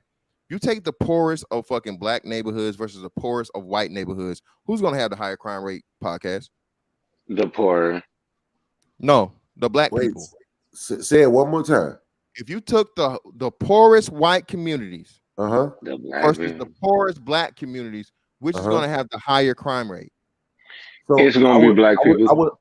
I would say the black community, right? Okay, hold on, podcast. First of all, it's not going to be by that much, though. But no, yes, it is. And podcast is going to where it's going to really jump leaps and bounds is going to be violent crime podcast. Right, fantastic. One time, bruh. Dude, you need to realize that black people do not like black people. Thank you. At all. At all. Like, it's fucked up, but it's true. Like, is what it is. Thank you for the point. But this is what I'm saying, right? So podcast, this is what I'm saying. Even let's say the crime numbers stay similar, but when you go to the violent crime, bro, it's going to jump exponentially. Even this week in Macon, right? I'm telling you, Macon compared to Athens, right? Look at the way these numbers jump, dog. Just the violent crime alone. So let me ask you a question. How does America secure its resources? Can I answer? Does it do it peacefully or violently? Let me answer. Let me answer. Let me answer. Hold on. No. It is what it is. Go ahead, bro. It actually does it peacefully, brother. We hadn't had a war or a conflict in I don't know how long, and they do it. Because it's not a war when you can really just go and take and stomp people out and take what you want. Hold on, he ain't wrong though. No, hold Fantastic. on. He ain't wrong though. It is what it is. He is wrong. And brother, I know you like the ad lib family. let's do you? This your let's show. calm down on the Migos. But listen to what I'm saying, brother. This podcast, it's not true. Most of the stuff now gets done in policy and the amount of money that America is able to give or not or take away from a country. So we'll just say this: I'll stop funding you. That's not violent at all. It's not violent.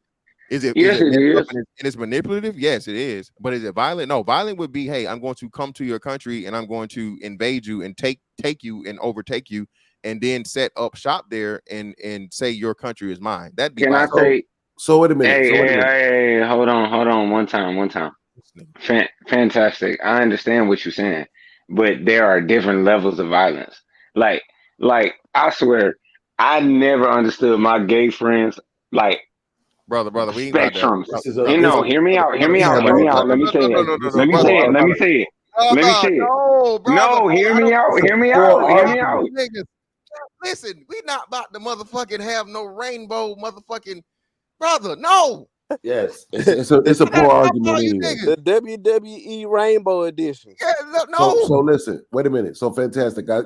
See, this is what I mean, right? So what you just did, right, was basically say it's revisionist history. We're not going to talk about all of the other places that we know America has violently invaded and took the resources of the land. We're not going to talk about all the leaders that they have had assassinated, right? Either by their own power or people they put in power to do it, right? Let's just focus on the times when they peacefully did it. Or can we just, for the sake of communication, bro, so that we can have a genuine conversation, acknowledge that usually when people want the resources of another person or another place, they take it, bro. Can we just acknowledge that so that we can have a fair conversation? Well, what does that have to do with the conversation?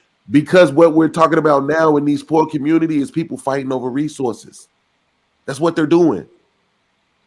That's what we're talking about. And resources aren't usually, you don't usually have people say, hey, man, can I have that? That's not how that usually goes. It's usually taken by force on micro level or macro level. It's usually taken by force.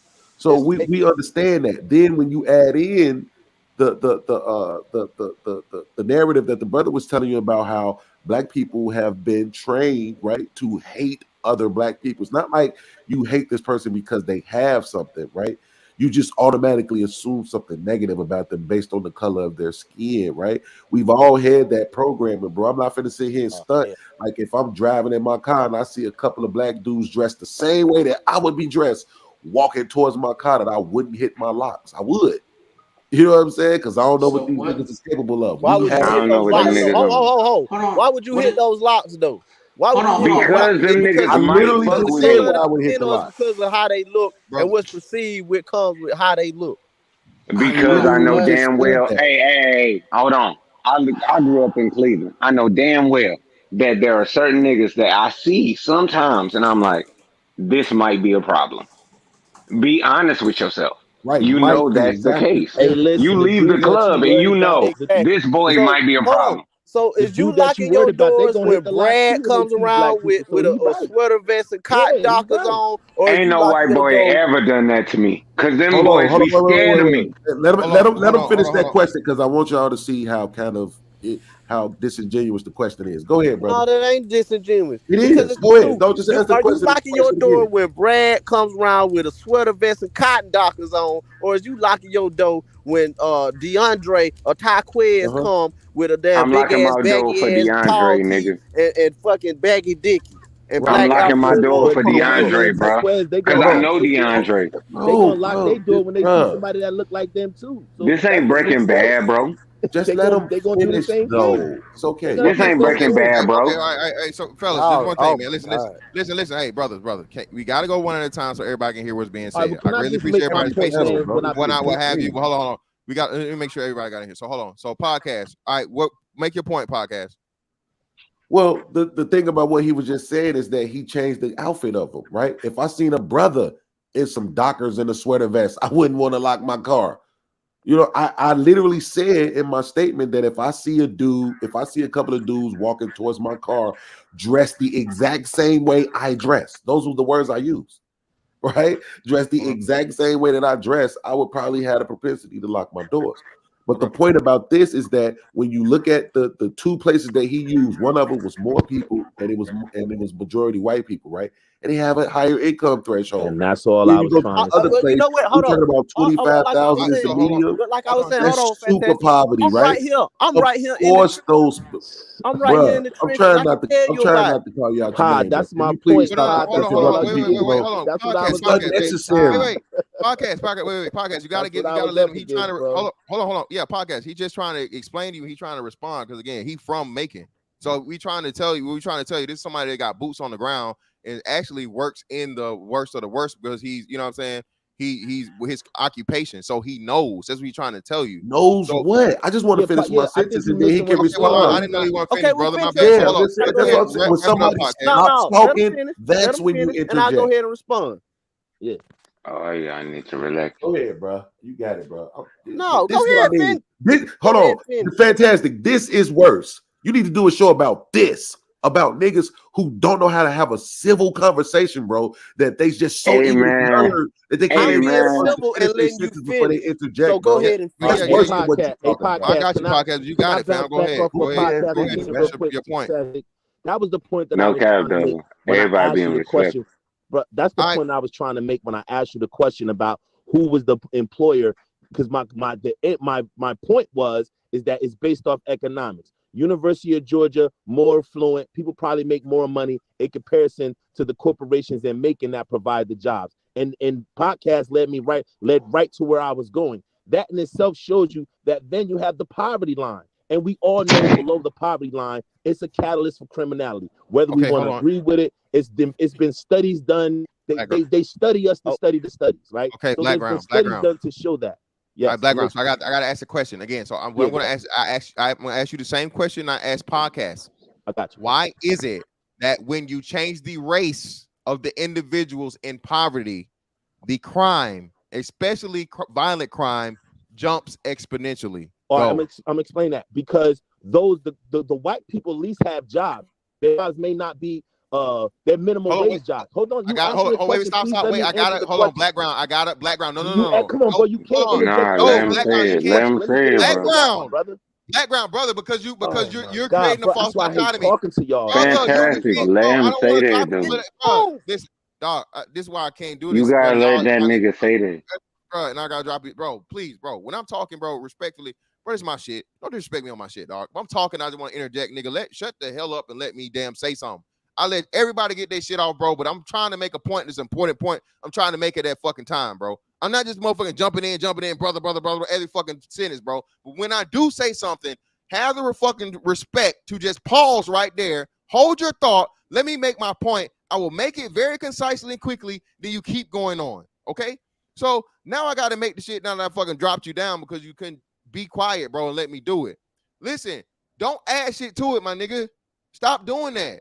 Poverty for poverty, all right? Poor is poor, right? So we're taking this shit and you're talking about the poorest of the poor, the people that are the worst, the bottom of the bottom is still the bottom, all right? We're talking about these people that even if you weighted it the same, right? You make more money in fucking Athens, but the cost of living is higher in Athens than it is in fucking Macon. Is it not? Yes, it is. So you guys even take that out of the fucking concept. Just like in Atlanta, the cost of living is higher in Atlanta than it would be in anywhere else in fucking Georgia. Okay. So when you fucking put shit weight for weight and you match it up, poor is poor for that area. No, it's not, bro. Exactly. How's it You're not? looking at it wrong, Fantastic. Have you ever lived around poor white people? What? Oh, yeah. You lived around poor white? It's a yes. No, I have not. No question. No, I have not. Okay, I have, bro. Let me tell you what the difference between poor white people is. They actually take care of each other. So I lived in a town called Algona, right? Super white. We was like the only black family there. And it's one of those towns that's in the middle of nowhere, right? Where every other town is 20 miles away, right? It's like 3 major factories out there. And if you don't have a job at one of those factories, you're pretty much working at a McDonald's or at the Kmart. Relax, boy. Right? So what happens is when those people, they have like food drives, they have clothing drives, they have medication giveaways, they have all type of stuff where they still practice community behavior. You see, so it's still a little different. It's the mentality is different and the practice is different. The culture is different, right? So when you ask why is the violent crimes more, it's because of the culture. There is no real community when it comes to black people, specifically in poor spots. Now, here's an ironic thing. When you go somewhere where it's majority black, but they're doing well, they practice the same culture that the poor white people practice. I'm visiting my mom right now, bro, where she staying is 84% black. They ain't out here robbing, killing, shooting, doing all that goofy stuff. But you know why? Because they own it all. They ain't out here renting. They own it. It's all houses. That's a different mindset. It's their stuff. They own it. It's their property. It's their community. You making some great points. Can I please finish making my point, please? For once, can I just say something without being brother? Ain't nobody talking but you. Go ahead, brother. Listen, you interrupt me every time I say something. This brother got the. Bro, when I tell you to go ahead, go ahead. Don't bitch about what was done or whatever. Just talk, brother. Let me please say what I'm saying, please, brother. Please stop cutting me off, please. And you still doing it. What the fuck is wrong? Like, just because I think different than y'all, nigga, that don't mean you just. This nigga. I'm not even mad at that. I'm not even gonna lie. I was on his side at first, bro. Ridiculous, bro. That was crazy.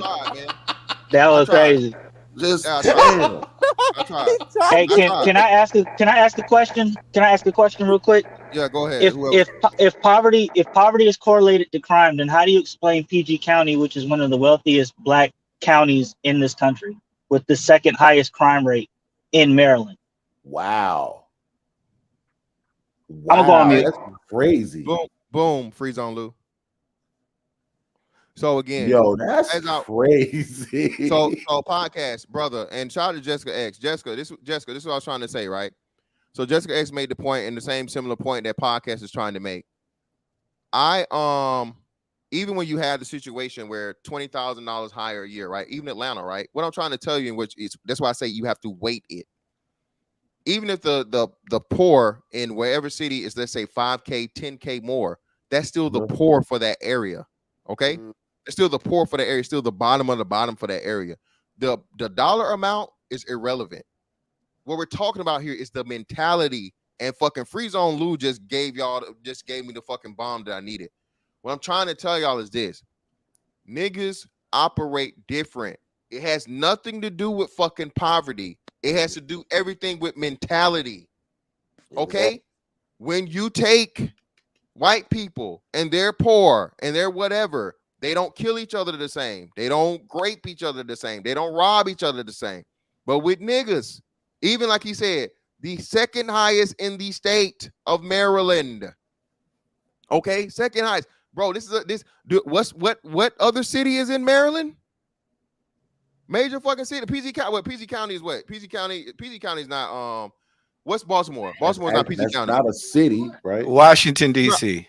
Yeah, DC, right? So that's what I'm saying. So that's what I'm saying. So what I'm trying to tell y'all is this, man. It's the mentality that we always make excuses for, and it gets looked over, bro. It's the niggas, dog. I'm telling you. No. See, this is what I hate about this. Fantastic. With all due respect. You got it. And I really mean this with all due respect, as much as I could possibly give. This is why you Islanders and you Nigerians get on my nerves, bro. Who is Islanders and Nigerians? Who the fuck is Islanders? Nigga, I'm from Cleveland, nigga. God damn, you gonna invoke the whole island on the nigga?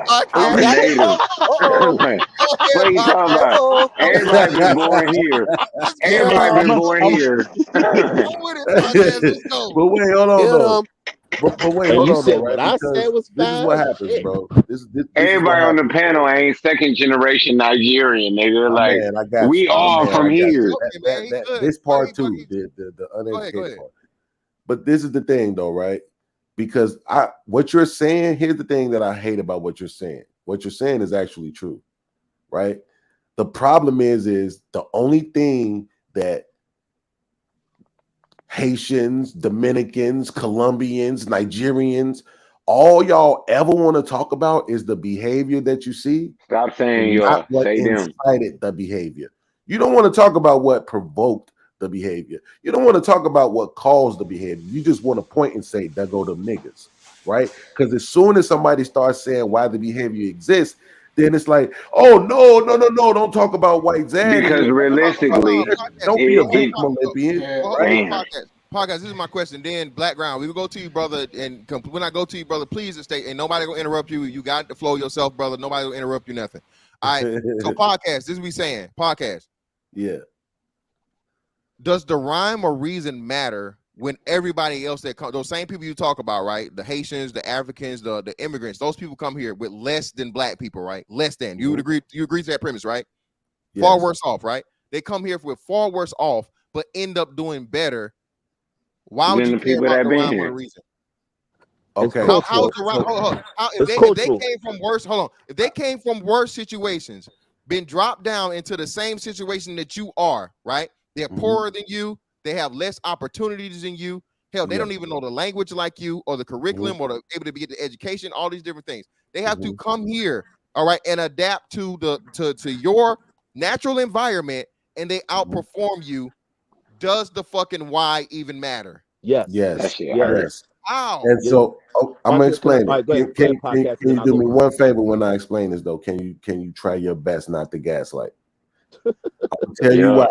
I'm gonna tell you why. Because I know I won't. There was one thing. There was one thing that was a little bit disingenuous about what you said. Right? You said they come here and they said they're in the same predicament. But the predicament that you're talking about is economical. Actually, they work. Wait. Hold on. Think about this. Well, I'm just correcting what you said. You agreed that they came from worse situations, brother.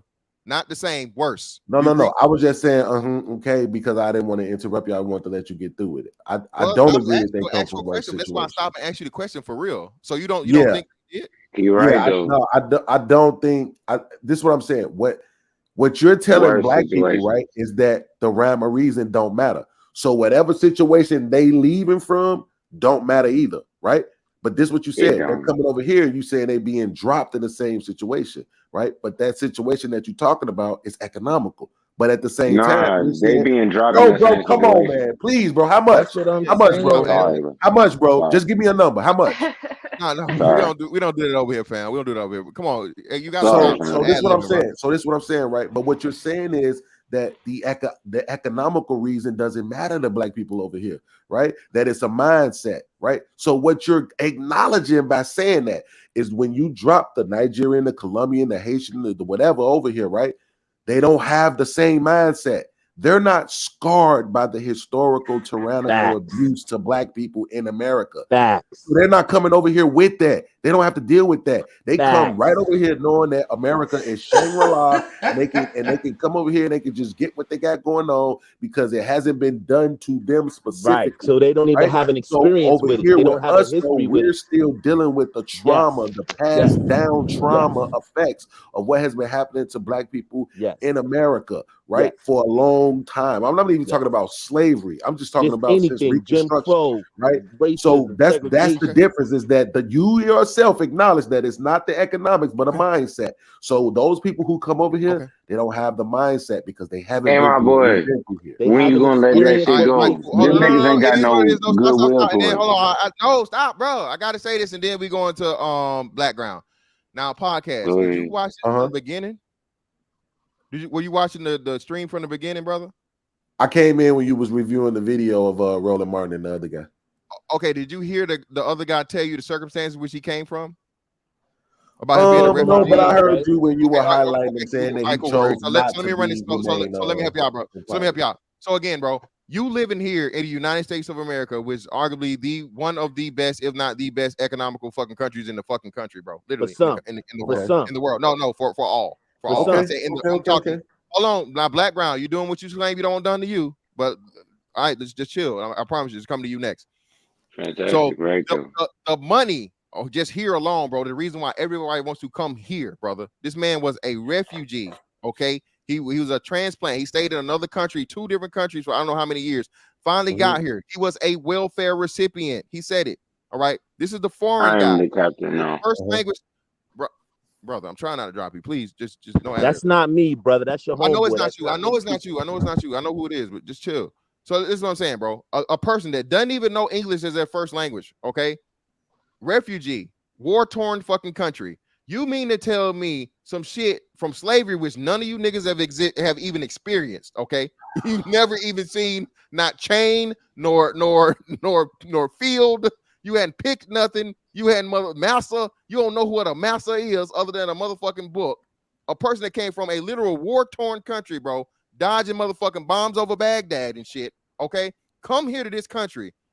Poverty, the same poverty that you have. That's what we're talking about. When it comes to economic, they're impoverished also. Right, a lot of these people start off.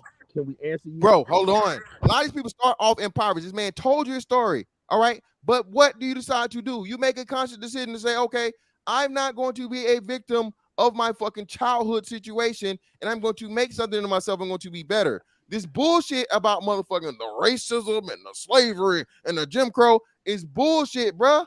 Right?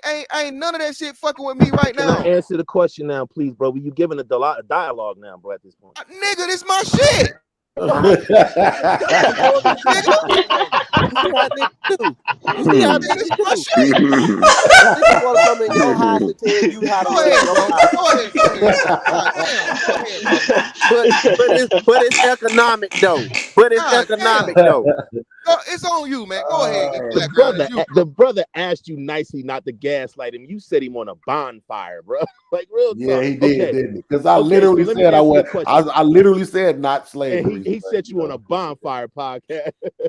Listen, let me answer the question for you. First and foremost, these people that you keep associating, and for you to just discount everything that happened in the 60s, civil rights, all that. Like, do you realize like a lot of that legislation to give us freedom, or the so-called freedom that you talk about, just happened in the 60s, and then it takes a long time for that kind of legislation to really get traction and permeate into the community writ large, right? So the remnants of slavery, the remnants of Jim Crow still exist. Still, you have corporations every day. You have different entities, different industries, different occupations, where they're coming out saying that there's been a practice of racism, a practice of bias towards African Americans for the last 40, 50 years. Those things have impact. Like, think about this. Me and you are military veterans. You're still in, I'm a veteran, right? Think about this.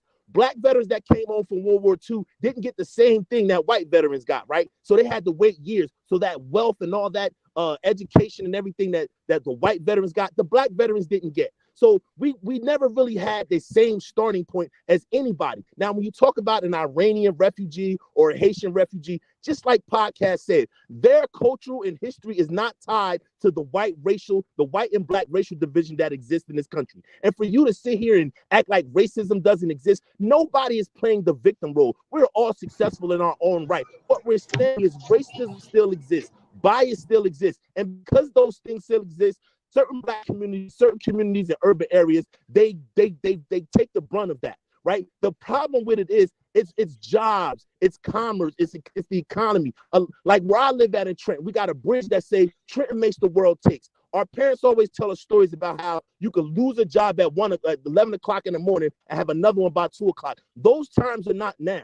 So these cities that you find that are impoverished, look at them. They were once industrial hubs. You take a Toledo, you take a Cleveland. They were once large industrial hubs that people migrated from the south to the north to get the jobs. They were plentiful, right? So now you take away those corporations, you take away those jobs. What do you get? Poverty. And then if you don't have the education and the training to train them in something else, to teach them STEM, to teach them other things where they can get occupations in other industries or in other occupations, what are you to do, right? So that's why you have the level of crime. And to my point earlier, yes, you say that crime is poor and poor. No, that's not true. If white people have menial jobs that pay them, and the person on the black side of town don't have a job at all, what do you think their action is going to be? The one person that at least has a job to go and clock in and at least look for a check every 1 week or every 2 weeks, and compared to a person who ain't got no check, no job, nothing to check into. And that's what's happening. See, we have to look at the country in whole. We have to look at the Industrial Revolution and how it fell apart. We have to look at outsourcing, things of that nature. That will tell you why crime exists in certain communities in comparison to others. That we live in a country where we can obviously see what's going on. It's not like we're all. I nigga, you done talk too long. You talk way long. I purposely waited for you to talk longer than me on my shit to interrupt you, nigga. That shit is nuts, man. Like, let's have a real conversation instead of this bullshit. Uninterrupted. No. Like, I think my point was valid. I don't see where my point wasn't valid. Like, you make your point. I didn't say it wasn't. Now I'm gonna try and counter your point. I'm gonna try and counter your point, brother. Now, what I said, shout out to Drake Miller. Most immigrants come states have most immigrants come to the states, have special skill degrees. They have no remedial courses. America's taking top immigrants.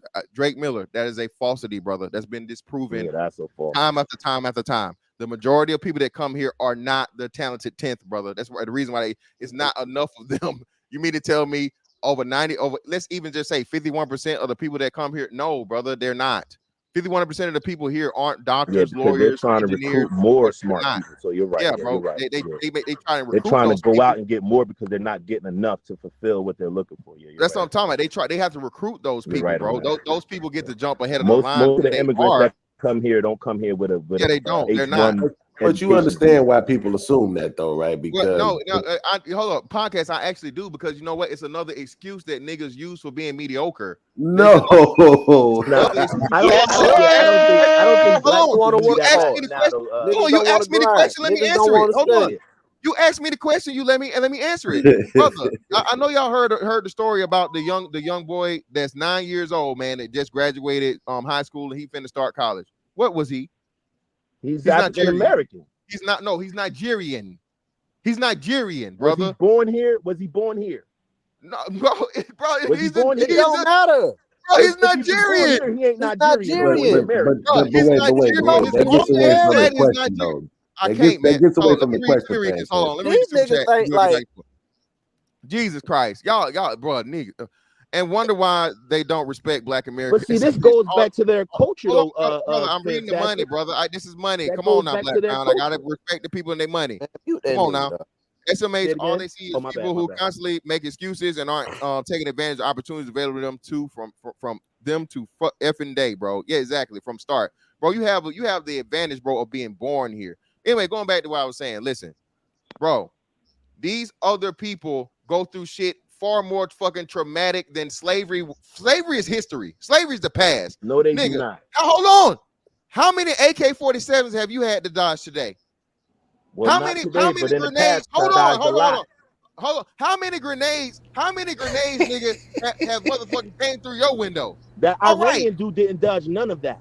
Bro, He didn't dodge bullshit. any of that. Brother, he was war. Well, yes, he There was did. no war in Iran, See, this brother. what- He's but a He had to wait, deal political with refugee. Boko Get the Haram. fuck was He no- had to You run know away how from old this Boko man The is? Iranian Haram. dude But did see, not Hell, what dodge you talking any about? war. Bro, he was a refugee. You ain't never had political nobody refugee. come in your He house was a at 12 political o'clock at night, refugee because put a his gun in father your was on the head, side and of the West. kidnap you from your parents. He was You on don't the know he was a that's political real life. refugee because his father That's aligned beef. with the West. And That's the beef. Iranian wait, people but let's identify his father let's as somebody simplify. who Let's aligned with the simplify. West. Let's He was a Your simplify. struggle political is refugee. not Wait. nowhere near brother. Wait, hold I on, got y'all. it. Hold on. Hey, One hey, second. listen, I Hold on greatly one second appreciate- because hold on, that's I an know, hold on. extremity, right? Podcast and Black Ground. I know y'all got pushback, but I got other people on the panel that ain't said All right, nothing yet, bro. I got gotta you, get them in and got we'll you. come back. All right. So Josh, give us your piece, fam. And then Jessica, Yeah. then we go ahead. That's why I was about to. Hey, I'm right here in the trenches, like I was trying to say before. I'm right here in the trenches. It ain't got nothing to do with no economics. Like you said, and I don't mind telling folk what I do for a living. Yeah, y'all know I'm a firefighter, man, and I'm well connected with some of the police here. And most of the crimes that go on here, I know what the motive is behind them crimes. And it ain't no damn economics. It ain't no damn, oh, I ain't have no money, so let me go rob this nigga over here. In the same neighborhood, in the same poverty, that let me go rob him for some money. No, it be over dumb shit. Man, let me talk. It be over dumb shit. Oh, you fucked my baby mama. Oh, you were talking shit on Facebook. Oh, that nigga owed me some money from betting on the Super Bowl. You know how just about damn near every year here making a nigga get his brains blowed out because he owed some money after the Super Bowl. Yeah, this Like is unintelligent. like that whole thing, man, dude. And he talking about the jobs here and stuff like that. Man, these jobs are giving away jobs. These corporations are giving away jobs, but these niggas are too lazy. They don't want to get up and work. We see signs all over making, hiring, bonus upon signing bonus. We got factories hiring out here. We got warehouses out here. Tyson Chicken. All you got to do is just have a high school diploma.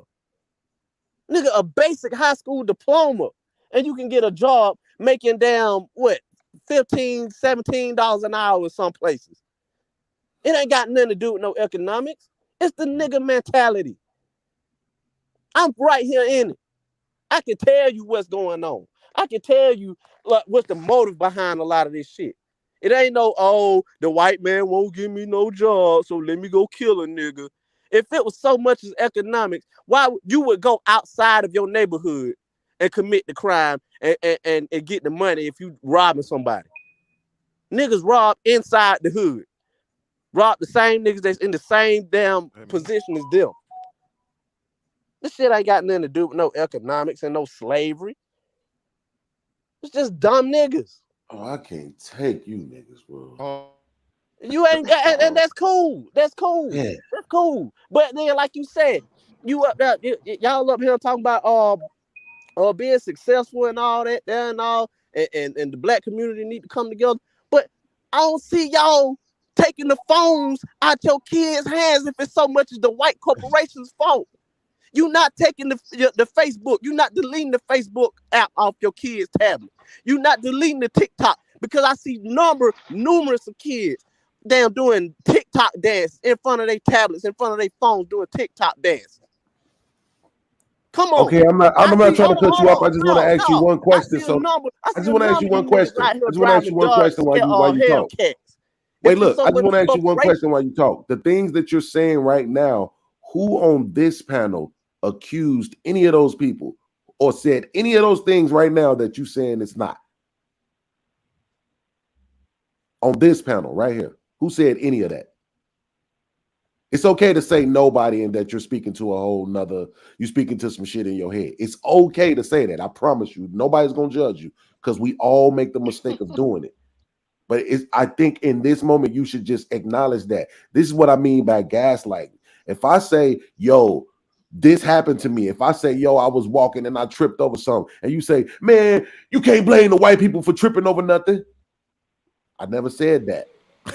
So, what that's what you're doing right now. I didn't mean to cut you off, but I just want to interject to let you know that it's coming off very disingenuous, bro. You have to attack what we're actually saying, what we've said on this panel. Well, thank you for letting me interject. Niggas are dumb.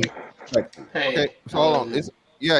It's on Freeman's now. My bad, man. It's on you, fam. Go ahead.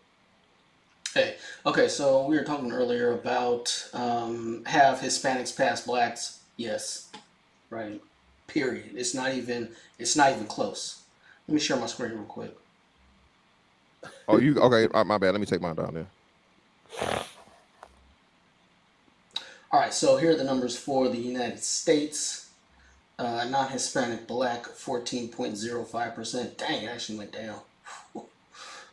Hispanic 23.44. So there are about 60% more Hispanics than black people in the United States total. Right? I like to break it down by conferences. The Pac-10, majority Hispanic. The Big Ten is about 50-50. Right? What used to be the Big East, majority Hispanic. Right? Even this is North Carolina. Right? Black people are 22% of North Carolina, 10% Hispanic, right? It's only going to increase, right? And why else are they passing? Where is this? Boop, boop, boop, boop. Why else? You haven't said how they passed us. Well, they've already passed us in sheer numbers. You just saying numbers. Okay. Okay. Yeah, so I thought that was widely known. The percentage of non-marital births, bastardy in Black America is at 70.1%. Right, Hispanics are at 51.8%. Right, so they're beating us in that statistic. So as the years go by, it's going to be way more bastardy among black people, and that's just basically that equals poverty. So there's that. And then income distribution. Let me finish. I'm gonna take quiet. Income distribution, right? Black people are by far the highest in the under $50,000 category. Why? Marriage. They're not getting married. Because when two people, these are households, right? So this is basically an address. So single people who aren't married bump this number way up for black people. If you're not going to get married, you're just not going to advance, right? That's cap. Bullshit. But wait, wait. Well, I'm trying. Wait, let me just make sure I understand what you mean by past us, because you can say it's more of them here, but when you say they've passed us, people usually think that means they make more money, they own more businesses, they own more homes, they're graduating at higher rates. Hold on, let me ask you real quick, Freeman. They own more homes, they're graduating at higher rates. What else? And E Black showed me the thing, and I actually had it up here. They're earning more money. Okay, they're earning more money. And again, it was 1 year the way he used the thing, and I saw the stat he had as to where, for whatever reason, Hispanic men took a decline in 2021 to black women, but only by like $2,000, $3,000 per thing. Again, everybody's surpassing black people, bro. I'm telling you, they're not earning more money though. I just showed you. It doesn't. Hold on. It doesn't matter if they're not earning more money. They're constantly. Y'all try to find ways to say like, per day they own more, they earn more money. It's like no. Annually, do they earn more money? Yes or no? Can I finish? Podcast. Hold on. Freeman, let me say this and I'll go. Podcast. What is property equal? What is the biggest way to motherfucking become wealthy in the history of the United States? Yes, but it's not. You're talking about a Oh, liability. don't say yes but not. You say let's not gaslight, right? You're talking. I know because you're talking about liabilities. It's That's not not an asset. Yeah, a home is an asset, fam. What are you talking about? Land is an asset. Okay. Land and homes are asset. So again, Okay. if these people are overtaking us in the fundamental reason as to why, which is the number one way of wealth, okay, and they've already, like he said, they're in an upward trend of increasing the people that they have.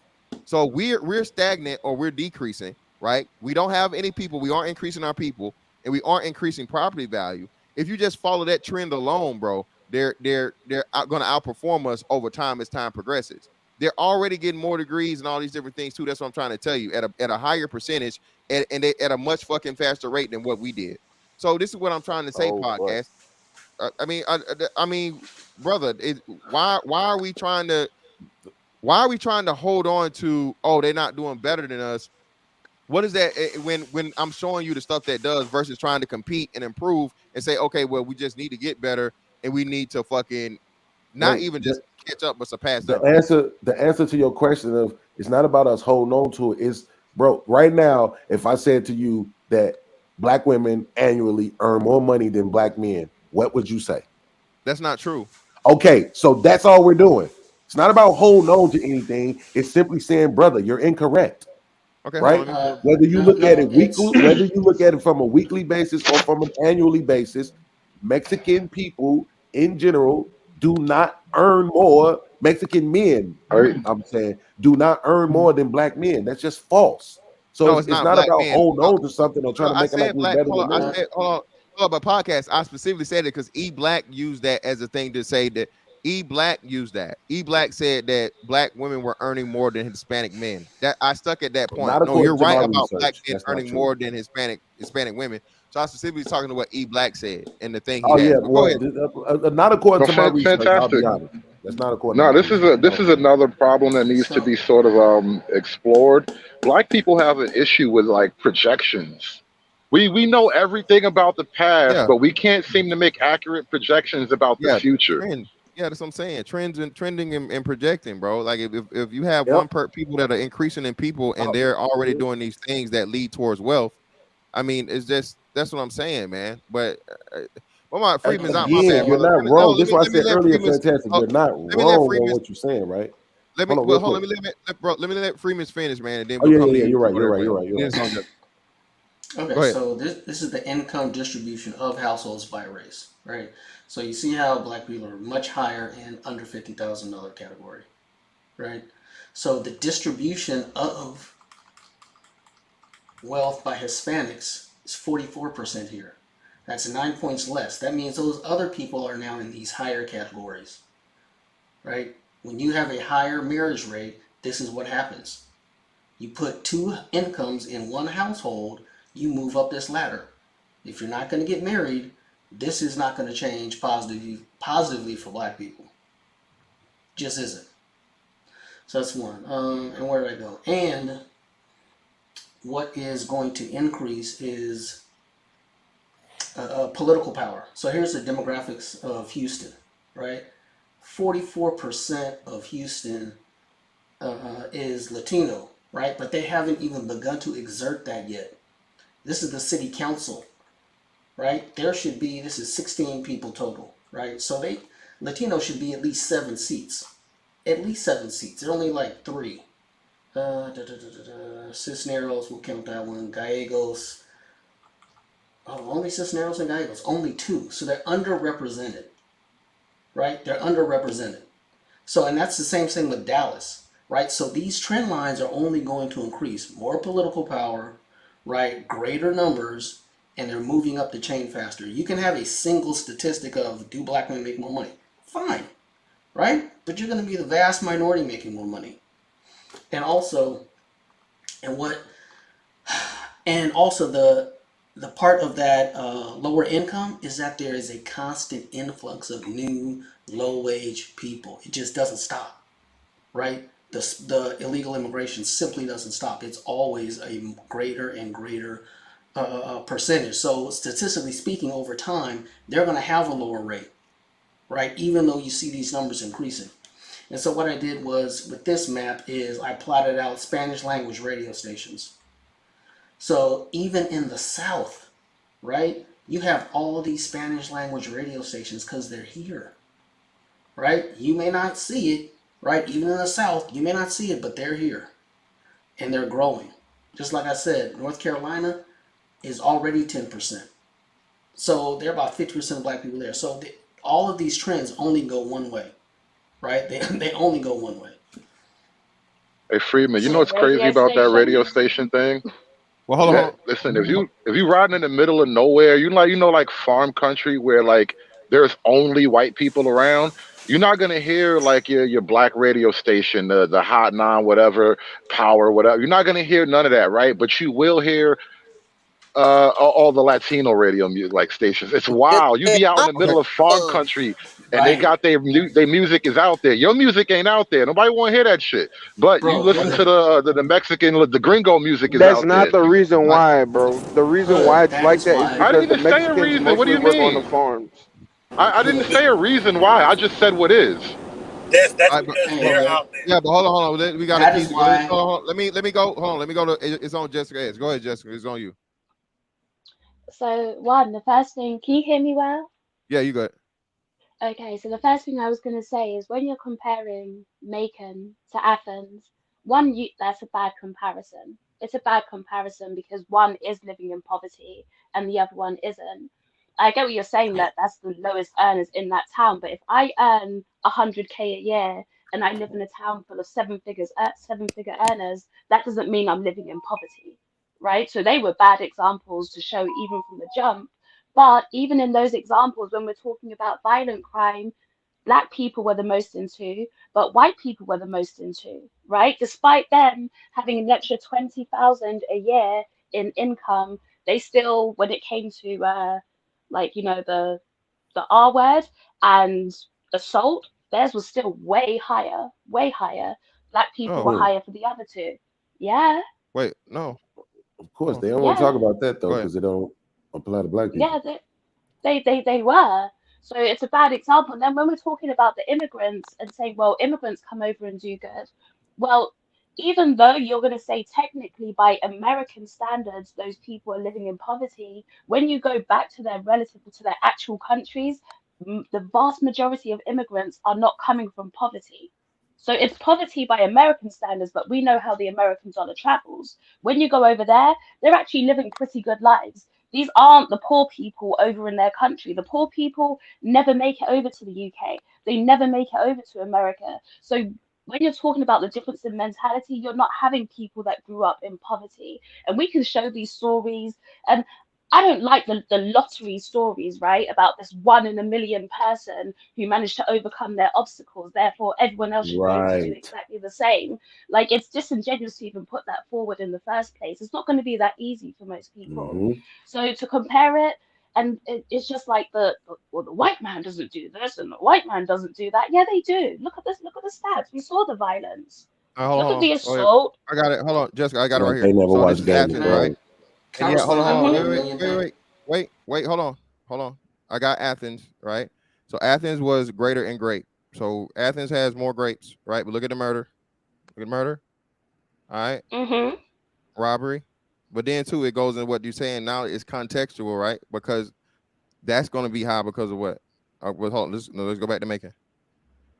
Crime and safety. Make it. Hold on. There we go. So murder is what the fuck? There we go. Murder Okay, is cool. higher in Macon.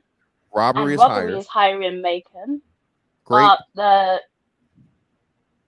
the assault and assaults rape are higher is too. higher in not assaults. No, assault. No, Look, assaults assault's is, there. it wasn't again, and that's assault. Yeah, so assaults is higher, but again too, the why is the assault and the grape so high? I don't know because they're College. white. We want to say It's because that. it's Georgia, because it's UGA. It's a state. It's a UGA, college. Yeah, It's a but you major said college. earlier when Lil Podcast was talking, you said Macon is a college town too. Yeah, Yeah, but it we, is. we Georgia, can't excuse yes. it because of that. No. Just you can't See, what use she it, don't but you understand can. is that up there in Athens, it's hoods too up in Athens. That's what I'm It's saying. hood, But you can it's a still. hood But over wait, there. but let It ain't me just ask you a all white question about folks this. going to No, college but and you, Let me and ask you're you a getting no, question no, real diamonds and no. quick My shit. about Like, this. problem no, it's is that you're projects in making it. Athens. No, People let are her go. Let her making it rock. out to Don't cut sound her off. like black people are just intrinsically bad and black people have Hold no on. It's values not and black intrinsically people No, are bad. of criminals course, and nigga. black Hold on. So people are. let me Because hop he's in. No, allowing it. no. There's a See, simple no, way to sister, frame it. Let me hop Black in. culture Hold promotes on. more Hold violence than on. other Hold cultures on. in Hold on. America. Hold on. I don't want to power mic you niggas, but I will. So listen, Jessica, this is what I'm saying. Jessica. So I'm gonna try to find another city that will be that's a non-college town with Athens, right? Because Athens is I gotta find a predominantly white city in Georgia that's not Athens. That something has a comparable thing, but I want to use Atlanta. That's like impoverished. So it'll be somewhere like a fucking, I don't know, something more south, something probably right outside of Savannah, right? Either way, however it goes, this is what I'm saying, Jessica. I can do the same thing in another state with two different cities, and it's the same numbers that are going to be the same, Jessica. I'm telling you, the violent crime is going to be much higher. The robbery is going to be much higher. The rape is going to be much higher. The assaults are going to be much higher. Okay, that's just how it is. That's the fucking But fact. this example But doesn't fantastic. even How show can it that. be? Okay, Wait, hold on. really quickly. Give me a How can second. it be violent crimes calculated annually per 100,000 residents if it's not even 100,000 residents in that town? You can still do the math podcast. What do you mean? It's math. You Called just scaled extrapolating. down. Yeah. Man, Niggas and numbers, Just man. scaled down. God I damn. told you, projections into the future and shit. Niggas Just are tough scaled with that. down. It's Yeah. hard. But Hey, let me they ask the started question. saying Let me That's ask the they started question. crazy. What That is crazy. So what basically, if you saying what two if niggas hold in on, one hold nigga on. frying situation and would be shit. committing crimes. That's Hold crazy. What on. if black people One are mic. more violent? What like is that so like hurtful to hear? Like it's gonna hurt your No, it's feelings just to hear not true. podcast No, answer the question. listen. numbers say Podcast. otherwise, my The No, nigga. the numbers I numbers say don't that say white men are more otherwise. violent than black Hey, men. one The mic. numbers I say can that say white men that are more violent than black men.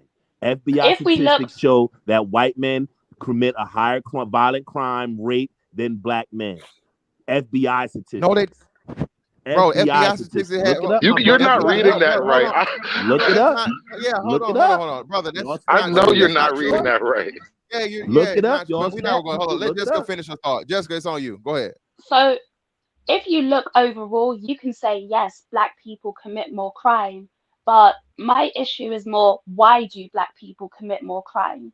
It's not because black people are Irrelevant. just intrinsically violent. It is because of poverty. The cycle between poverty and crime is well documented, well documented. So What even the? if you look at this, even if I you Can could look walk. somebody at please?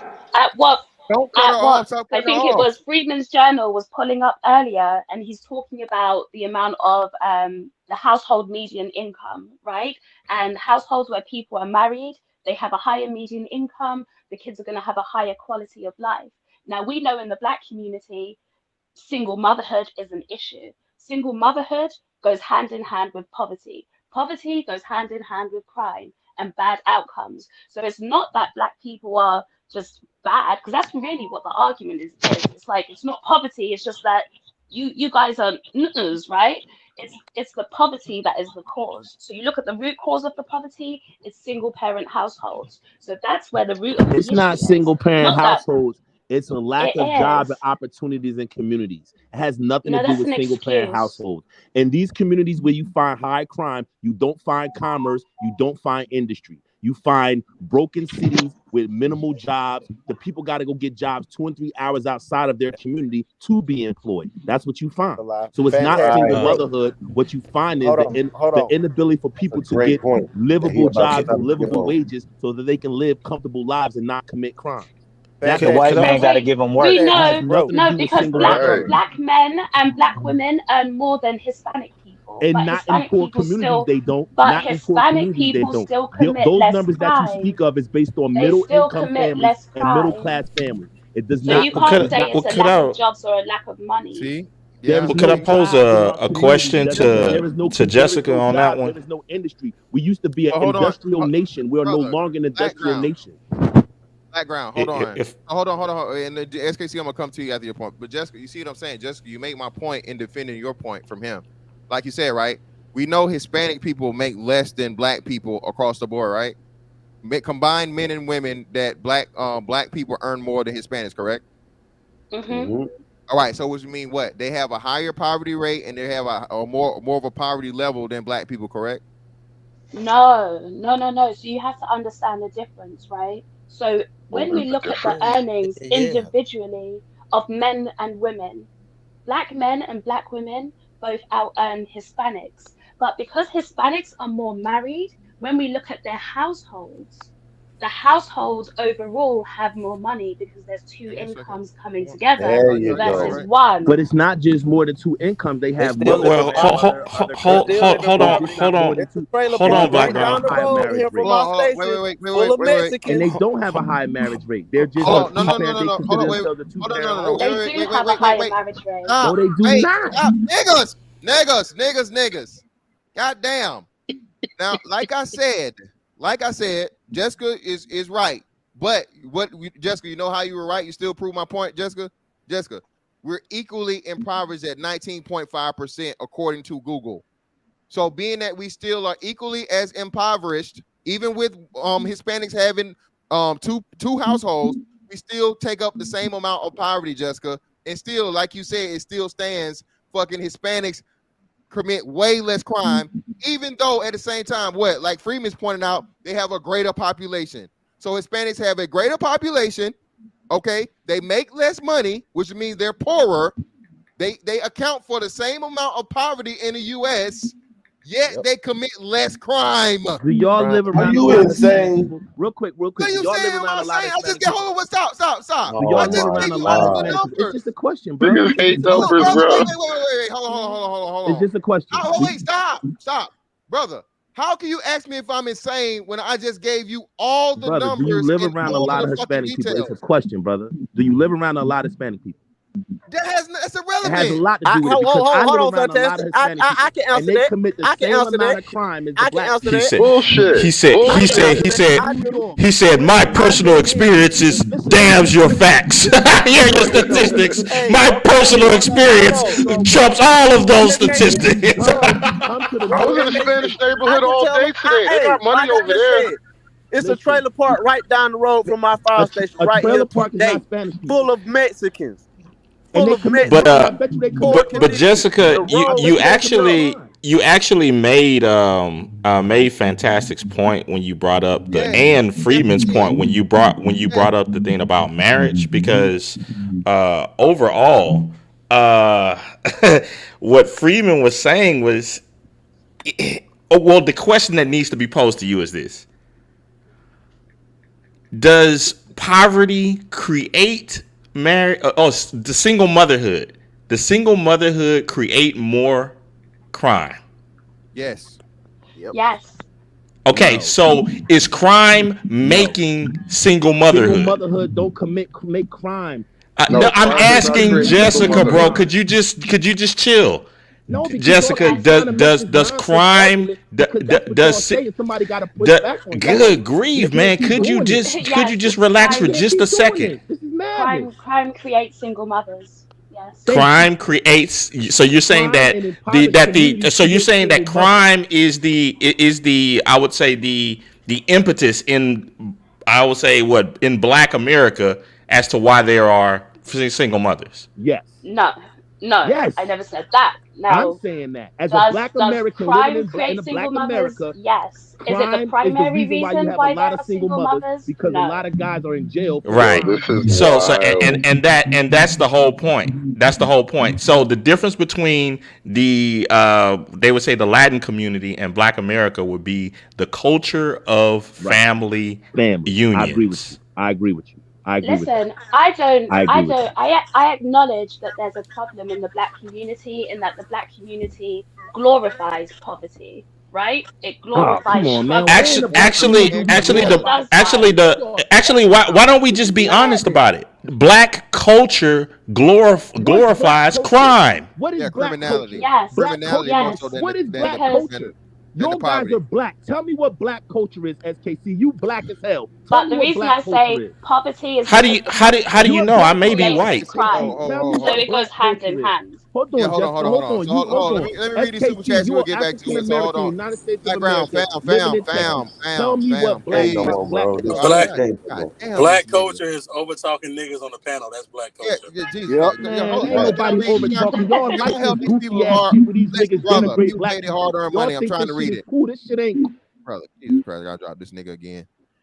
Drake Miller again, brother. Greatly appreciate you for your constant contributions today, brother, to Black Male Media. I greatly appreciate you, man. Shout out to everybody that's coming up on the panel, bro. I'm trying to get all you guys in. I'm trying to do this. You niggas want to overtalk and I don't know. Can I say one thing real quick? AC. No, nigga, I'm reading the Can't money. mention that. No. Oh, my fault. Finish. First off, Freeman's, man. I grew up poor and never committed a violent crime. It's a Christmas miracle. Thank you to Freeman's Journal brothers on the panel right now. I read the police department don't report crime data correctly to the FBI. We don't know what data really is.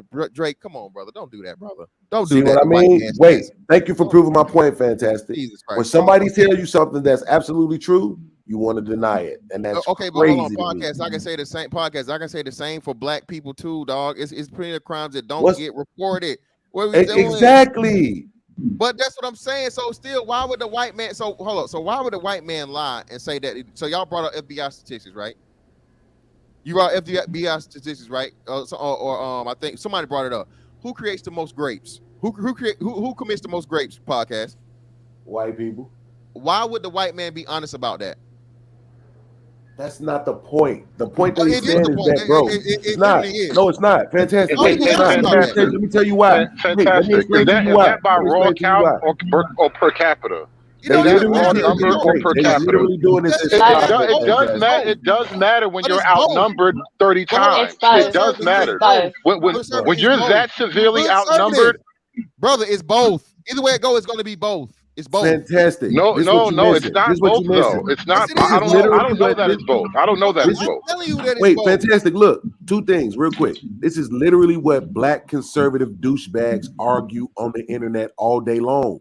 We could say, yo, let's I don't want to even try to forget the word. So let's say stealing bikes, right? You could say, yo, 15,000 white people steal bikes every year.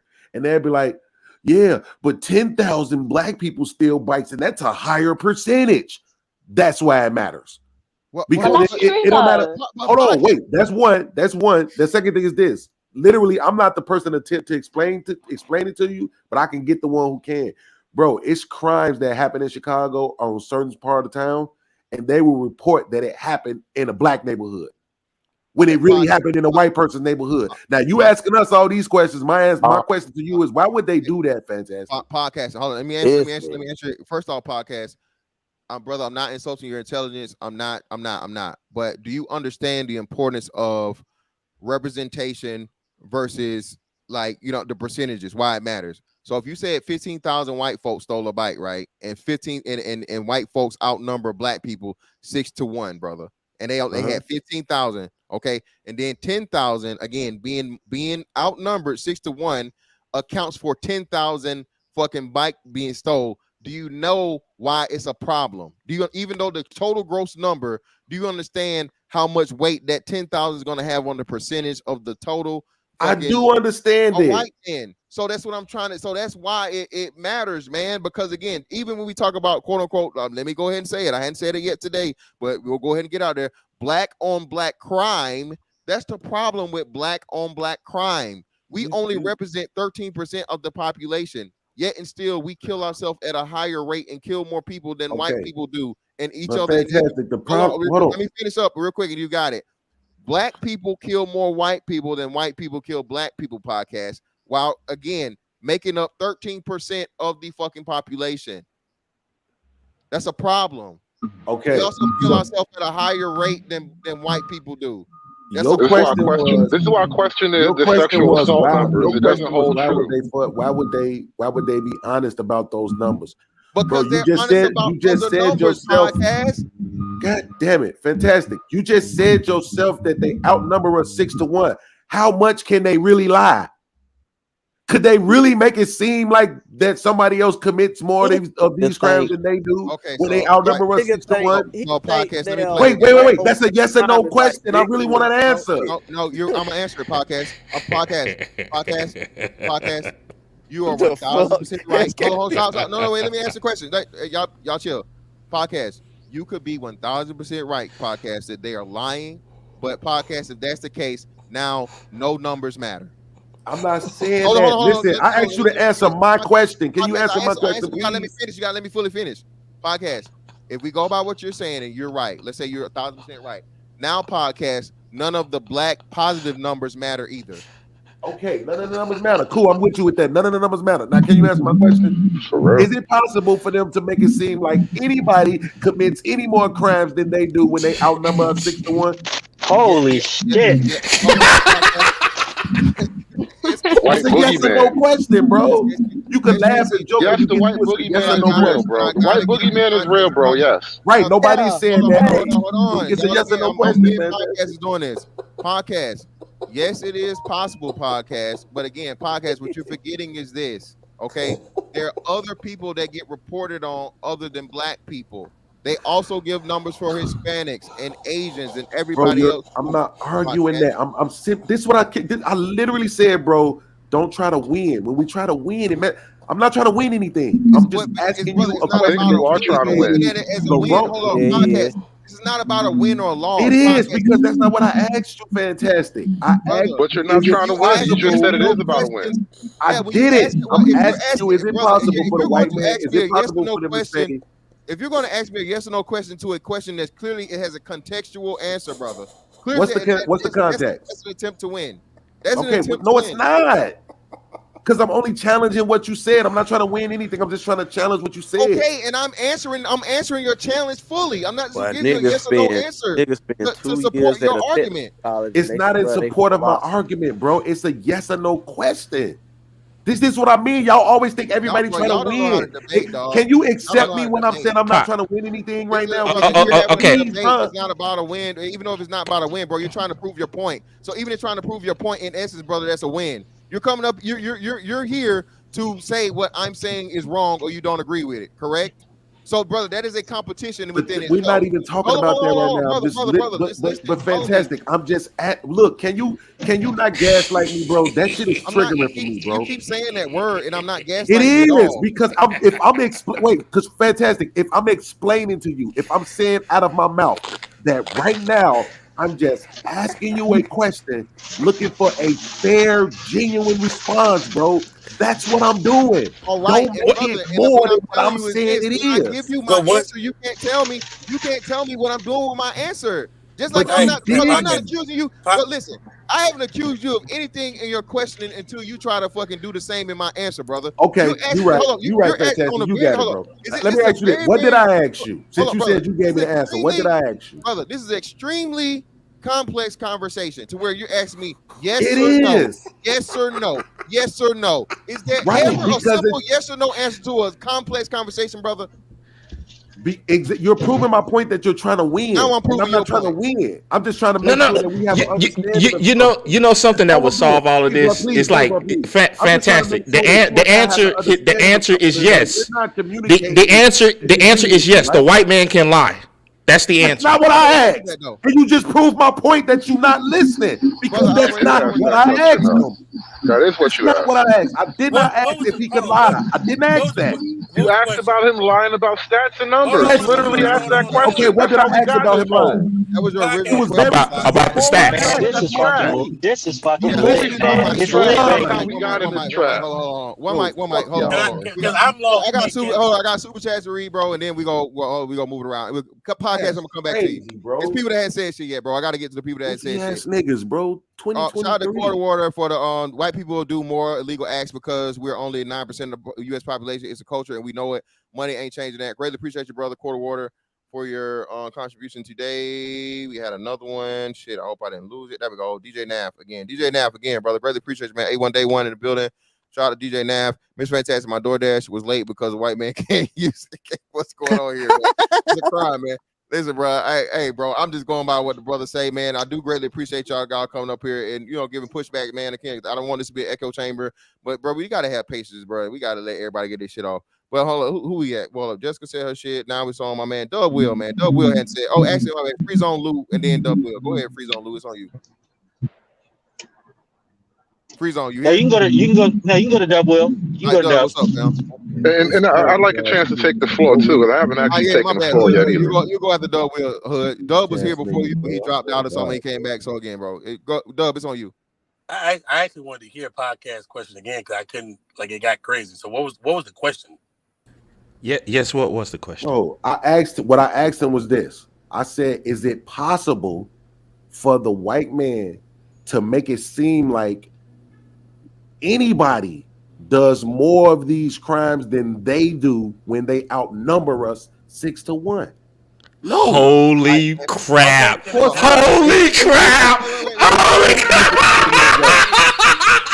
What does that prove by you being loud and laughing? What does that prove? Hold on. I thought you didn't ask that question. It's not.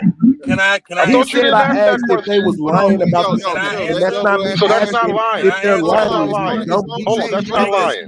That's not me asking if they lying. Yeah, let the brother answer the question. Niggas have no impulse control. Yes, it's possible, podcast. What? Okay, so what crime can they say people commit more than them? Whatever they want. No, they can't. That's the point. Bro. What? So you tell me, what crime do black people commit more? I ain't talking about no percentages. I don't want to hear about percentages. What crime do black people commit more than them? You talking about raw numbers? Yes. Murder for 5,000. Thank you. No, murders. Murders is the answer. Man, are you insane? Hold on. I'm gonna say it again. Murders, yes. You can look it up in the FBI. Oh, this nigga. By raw numbers, even. We commit way more murders. As soon as I prove that ain't true, you know what you're gonna do? You're gonna dismiss it. What? Soon as I prove that ain't true, you're gonna dismiss it. Are you gonna prove it with numbers or some kind of Negro spiritual? Show me the numbers. Crazy, bro. Yeah, show me the numbers, podcast, and I'll lay it down, fam. But the numbers have already been invalidated. Off a .gov website. I didn't share that because I know you was gonna be dismissive. Podcast. But you see how you shoot yourself, you hamstring yourself, podcast.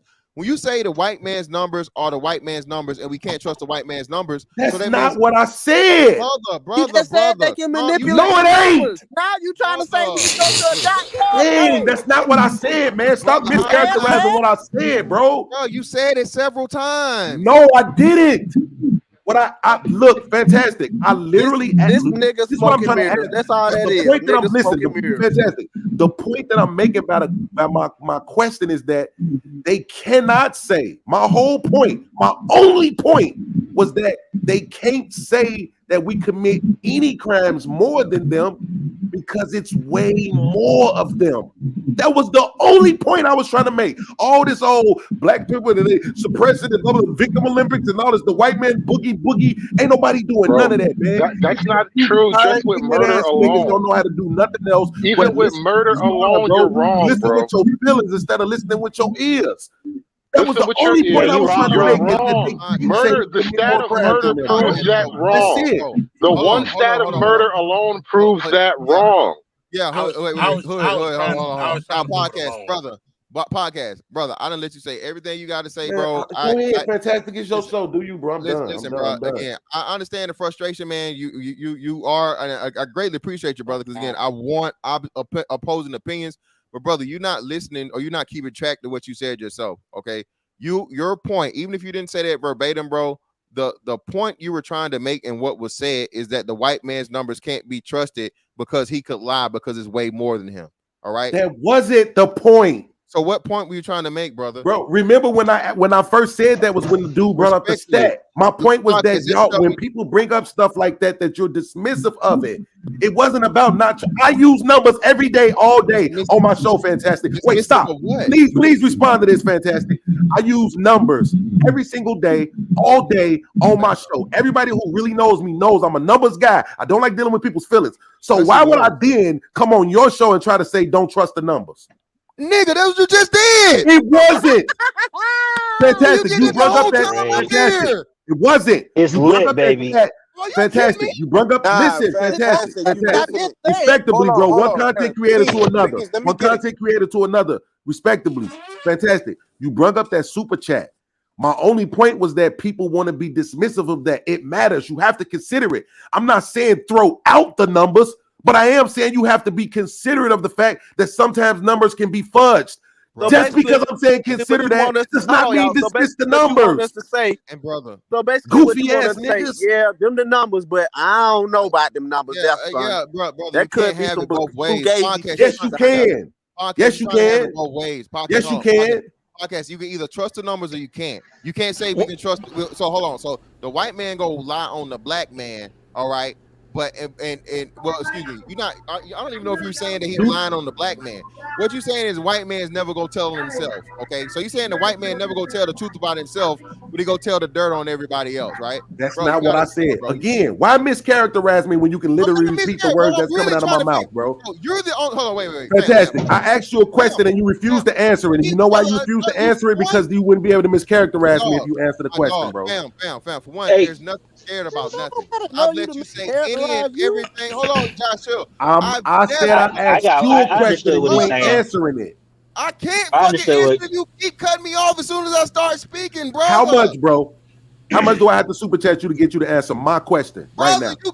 I'm answering the question and you changing it and claiming you're not saying what you're saying. Everybody in the fucking chat, bro. People in the chat. Hold on. I don't care about the chat. This me and you talking. Well, that's what I'm saying. Well, brother, we have a failure to communicate because what I'm hearing out of your mouth, okay? What I'm hearing out of your mouth, brother, and I'm a very Why'd you not say the word? Hold on. You know what? Let me do this. Hey, I'm not kicking nobody off. I'm just dropping y'all down. This is me and podcast. Me and podcast one-on-one. All right, this will make it a lot easier, bro. Let me do this podcast. Right. All right, so it's me and you, man to man. All right. No, fuck everybody else. It's me and you. All right, cool. Yep. So listen, brother.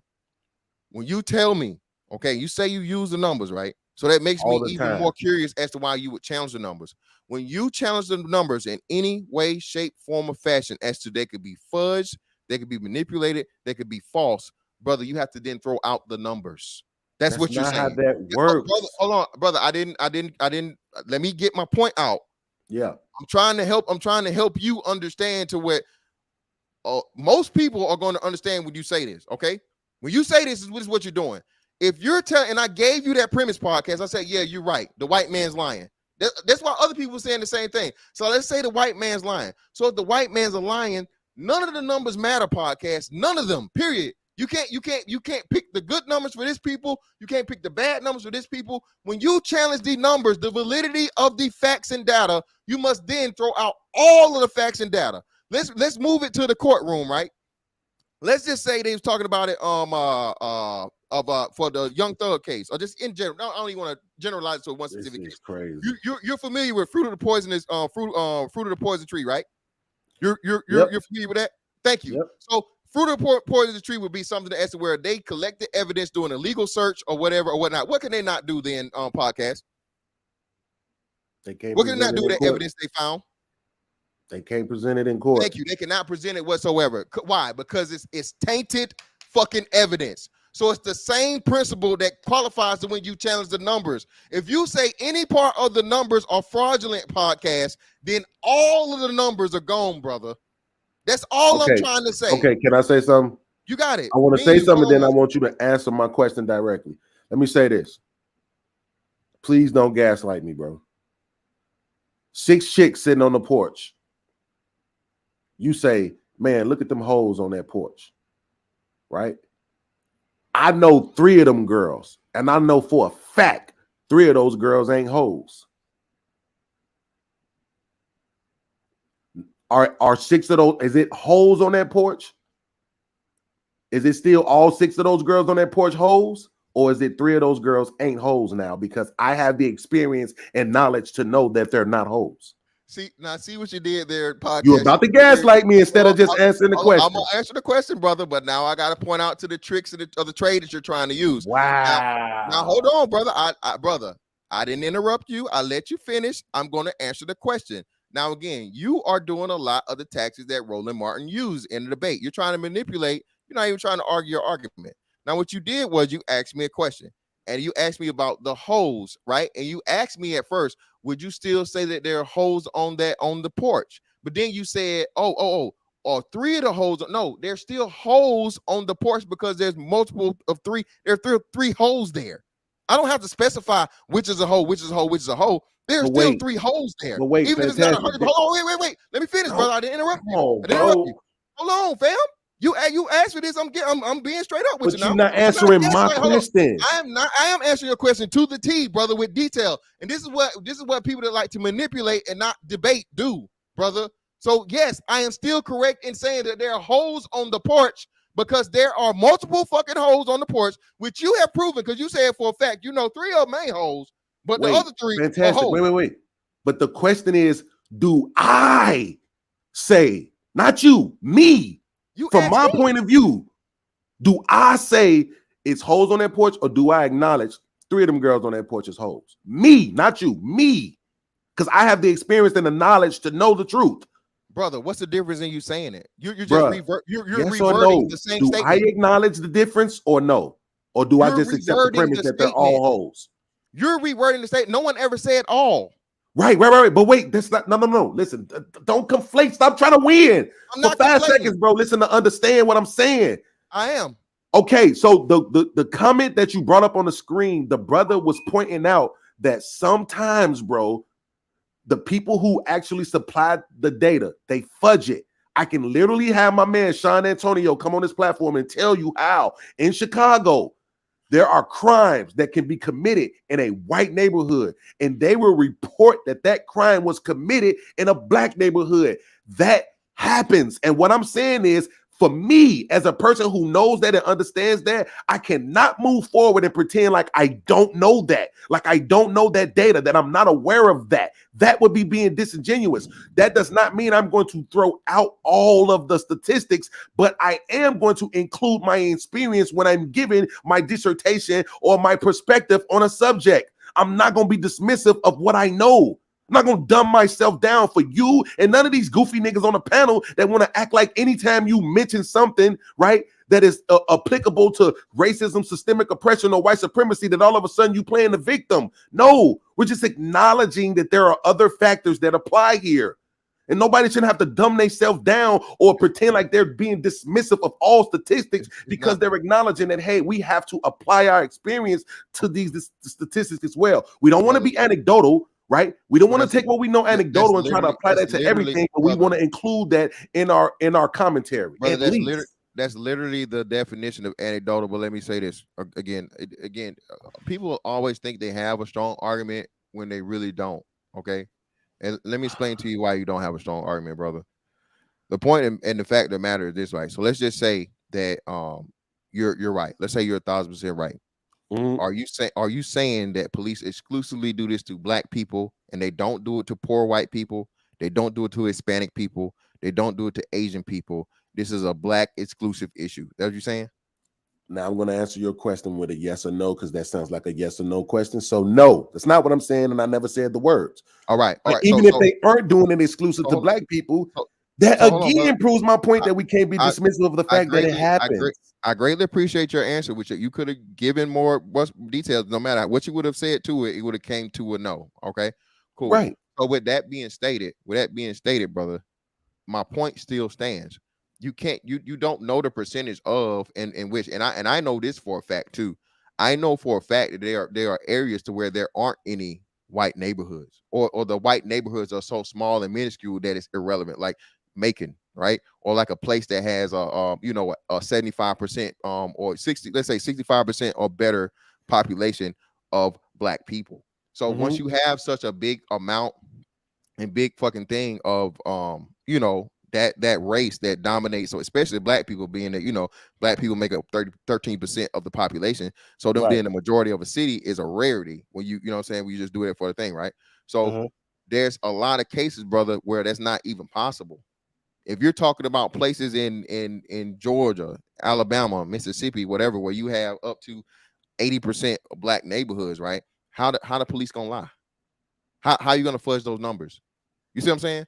Now, in a place like Chicago, Atlanta, New York City, LA, major cities, yeah, that's completely totally possible, right? Because you have the population, right? And you don't want to make bring down the property value of these high end things. I'm aware of that too, brother. I'm totally completely aware of that. So then there was no reason to make it seem like anybody was doing anything other than just saying, hey, the super chat, he got a point. It's not saying we want to dismiss the numbers, but think about it. You even just acknowledge yourself that it happens in major cities, which was my example. I didn't use a small town. I used Chicago, where I'm from. So let me tell you again. So again, are major cities the minority of the population or the majority of the population? Well, according to YouTube, they're the minority. I haven't really done the research no, myself, but I can believe that seeing as how according to the most of the numbers. country seems like it's in the middle. According to the numbers, the small again, man, it's more people in rural America, bro, than there are in major cities. Now, major cities are extremely dense and populated, but again, that's why you have very few major cities. You know what I'm saying? In comparison, you don't have. Wait. Let me ask you something. So then the question would become: if most of the people live in the rural areas, right? When we're talking about crime, right? Are we saying that the majority of the criminals or the crime that happens amongst black people happens in the rural areas, or does this happen in the major areas? It happens in major cities, dog. All right. Now this really don't make sense. It's really a resource issue then. It's really a poverty issue then. No, podcast. What does rural say? Rural means podcast. You're spaced out. You're not all on top of each other. You're not in close proximity to other people. You're gonna have more space. The issue and problem is that when niggas get around niggas don't like niggas, so niggas take and kill niggas. That's why. When you dark skinned niggas get around each other. Huh? I hate that I cannot deny that implication because there is a deep-rooted hatred for black skin. But bruh, I'm saying like if the violence that we talking about happens in major city areas, bro, that definitely points towards resource and economics. That's exactly what that points towards, more so than the skin thing. I'm not denying the skin thing, but I'm saying if we look at percentage-wise and we say we break it down, okay, the violence and the crime happens because of these reasons, right? And you know how you do like your background is horrible. You do all the percentages, you gotta right? fix your background, fam. Who is that? No, I muted him. I was just letting know he got like a weird reverb going on. But let me read the super chat, man. So Drake, I'm conceding to your point that applies. I'm not pretending like it doesn't. Like I said, if I see some cats walking towards me when I'm in the gas station, I see some cats, they could be dressed exactly like me. I wear hoodies all the time, jogging pants and Jordans. I feel some kind of way, like it's a possibility that something might happen. Everywhere I go, I'm sizing niggas up. Everywhere I go. As you should. Right. So, but I'm saying the majority of crimes, bro, I've been robbed once in my life. One time, right? Where did it happen? That dude did not look like he had a bag, is all I'm saying. He wasn't robbing me with jewelry and chains and bracelets and expensive clothes on. You see what I'm saying? Respect, but podcast, what did he look like? Nigga. He looked like he looked like Jordan Poole. He looked like Jordan Poole. As the Africans, hold on. As the Africans would say, he was a nigga. Well, that's proximity crime. White people that commit crime don't come to the black neighborhood to commit crime. Big nigga with gun. Big nigga with gun. Hold on, hey, man. Let me get these super chats, man. Shout out to Drake Miller. Drake Miller, brother. I greatly appreciate you, brother. You done sponsored the show for the day, brother, with your repeated super chats. Greatly appreciate you, brother. I greatly appreciate the pushback. I greatly appreciate the information, brother. Really appreciate you taking your hard-earned dollars, brother, to pay and tell me whatever you want, brother. You can't click that link over for absolutely free if you want to, but I will continue to take your money if you give it to me. I greatly appreciate you. Nearly 40% of law enforcement agencies around the country did not submit any data in 2021 to the newly revised FBI crime statistics. Great point. 13 out of 740 law enforcement agencies in California reported crime data to 2021 successfully, FBI Marshall Project says. Now, again, brother, so Drake, you're bringing up great points, brother, but what happens, Drake? That number don't change for the whatever, but that number does get updated when they do submit the fucking numbers, Drake. So when they finally submit those numbers, which they have to fucking submit them, they just haven't did it for whatever reason they may be, funding, whatever the fuck, right? When they do submit those numbers, bro, they're going to be available to the public just like everything else would be. But shout out to my bad. Go ahead. Can I ask one more question before I drop off? Yeah, go ahead, Doug. No, you can't ask, Doug. What up? When they were talking about the Latinos earlier and their numbers, does that include ones that are here illegally or just ones that are here legally? Great question. The ones that would have any data would be legal. So I don't know. The numbers you get for household income and all that stuff are going to be legal, not illegal. But okay. I don't know. Yeah, I was curious about that because if they're including, I don't know how they could include illegals because they don't have the. You wouldn't have the data on them. You wouldn't have any paper or proof of the illegals being here. So that's what I'm saying. I don't know. So, but you would. But you would, but Dub, you would say that they are included in the number of actual Hispanics that are here, right? Because they have a number that represents illegal immigrants. Well, all they have is estimates because no one really knows. Right. So I mean, that's what I'm saying with the whole Latino Hispanic thing. They can play fast and loose with that because you got the illegals versus legally. Then you got people that can be kind of as black and Latino. So you got to kind of like go more into context. White Hispanics, white Hispanics. You got they got fucking 37. Them niggas got all the flavors like Baskin Robbins, man. Exactly. That's a great point. Because we like, especially down the South, we like to look at Latinos as just Mexican. That's not the case. Proud of Doug Will. Ain't nothing but listen, bro. I almost got my ass whooped in the Navy because I call a Colombian dude Mexican, bro. The only thing I ever knew of Hispanic was Mexicans. Exactly. That's all we know. Yeah, that's all we know. So like I said, hey, bro, don't. I'm not no fucking Mexican, bro. I don't know what Mexican. So just food for thought in the future when you're looking at the Latino numbers, you gotta take it and go in a little more detail and look a little more context on what they're talking about.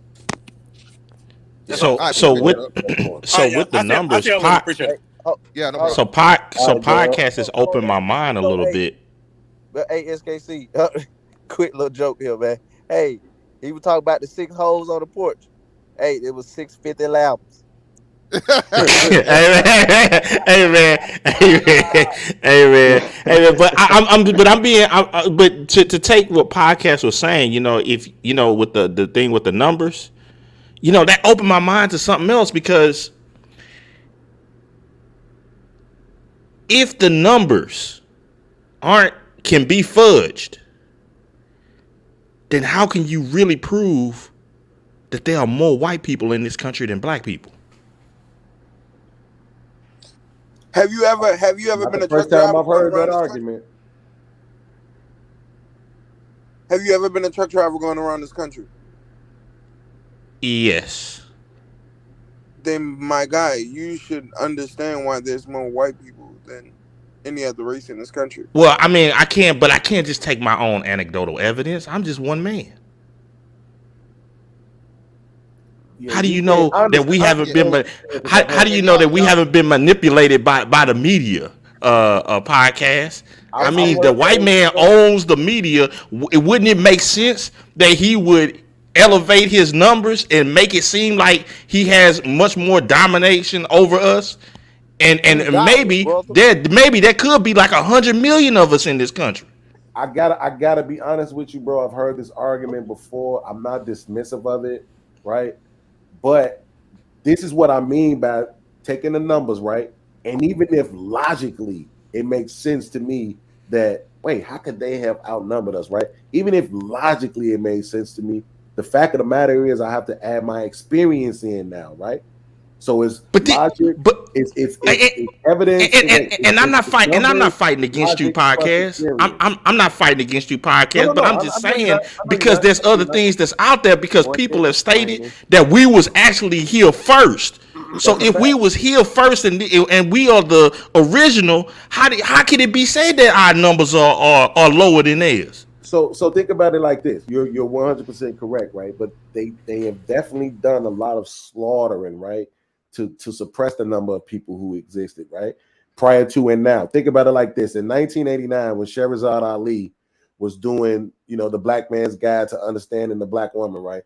And one of her most famous speeches, she talked about how Black women should want the 20 million Black men in America to be happy, right? And how wonderful life would be in the community for Black women if they had 20 million Black men walking around feeling good about themselves, right? Well, fast forward to 2023, and if you look at blackdemographics.com, well, according to those numbers, it's 21 million Black men in America. So you but they getting their numbers from the white man. SKC, stop. I can't let this go on no more. Wait, we'll come back to you gentlemen's thing, man. Shout out to Daryl 9021045. Maybe the amount of crime contributes more to the state of poverty than the state of poverty contributes to the amount of crime. That's a great point and a great theory there, Daryl. For at least for Black people, that's an interesting. To think about. That's an interesting hypothesis. But let me get to Poppy Incel, fam. What's up, brother? I greatly appreciate your patience on you, dog. Go ahead. You dark skinned niggas been taking L's up here. Fantastic. Who? Shit, me? Y'all, this panel been wild, dog. I've been up here for like an hour and a half. And y'all been rowdy. But what's the topic today? Pretty much. So I don't know if you're aware of the debate interview that Patrick Bet-David had with Roland Martin. Pretty much trying to excuse poverty for racism and all this different stuff. We're trying to make the correlation to saying that black people are committing crimes due to poverty more so than black people are committing crimes due to mentality. Oh shit! Wow. Yeah, you can have that topic. I don't want to talk about that. Oh, okay, brother. I really appreciate you, brother. Really appreciate you. Freeze on Lou. You got it, fam. Go ahead. I'm still waiting on the answer to my question. If poverty is correlated to crime, then why does PG County have why is it the wealthiest county, one of the wealthiest black counties in the country with one of the second highest crime rate in the state? I'm still trying to figure that out. Free zone. You weren't listening. You weren't listening, Free zone. We already answered that. Oh my bad. Those numbers can be fudged. The real conversation is how many of us really are in America. And that may be the reason why we can't get reparations, because there may be so many black people in America that it would bankrupt the U.S. economy. But it would do that with the numbers that they claim it is. It would do that with that anyway. It would do that anyway. Even but it's just that bro, it really is sad, man. Like the fact that you got to go back to the 60s to justify the fuckery of now is pretty insane. It's pretty insane. And it goes back to the question that PBD asked, like how quickly do things change? And realistically, things change pretty quickly. No, So but he asked how long does it take to change? It was a sharp question, and Roland kept dodging it. Yeah, exactly. That's the most important part. So I'm glad we're here in the conversation. So at what point do black people, hey, slavery was wrong, slavery was fucked up, Jim Crow was wrong, Jim Crow was fucked up.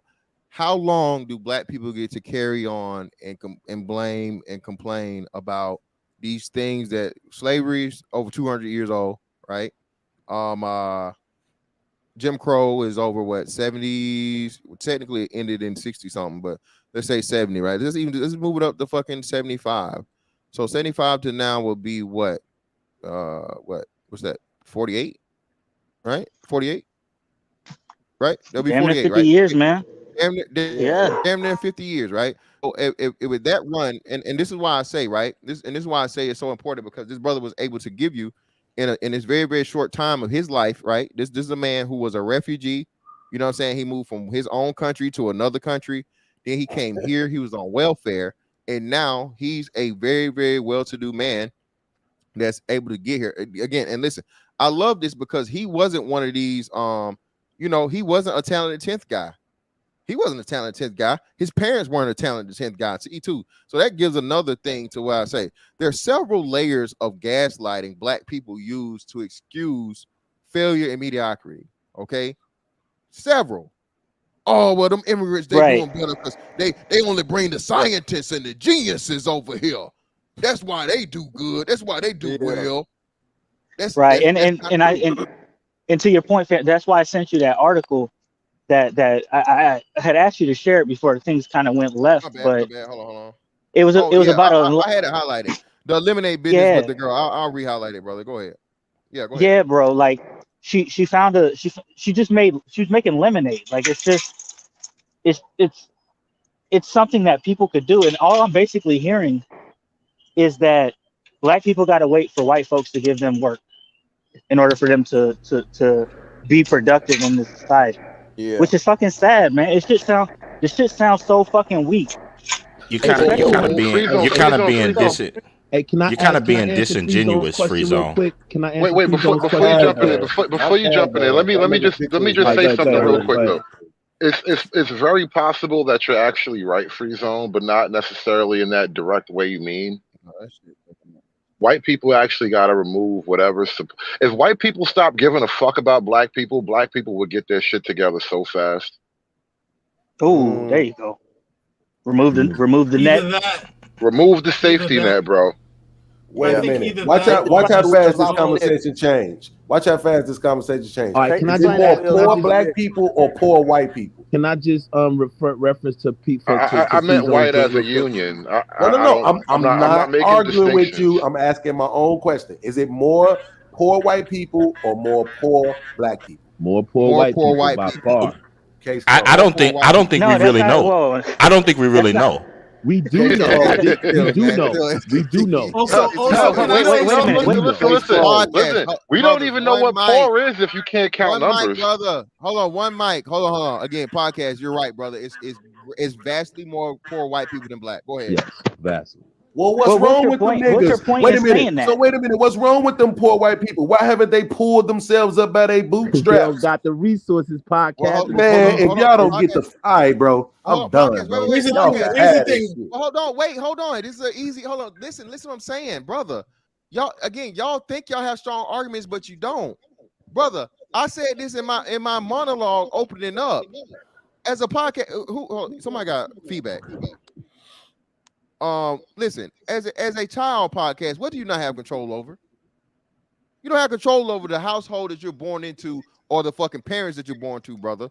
Now, once you become a grown person and you're independent on your own, then you're responsible for you and only you. Now, the issue and problem to where you start off with a strong argument that looks like it on its face, but who are the majority of self-made millionaires podcast? Podcast, you there? Can everybody hear me? Am I what? Yes, I'm here, nigga.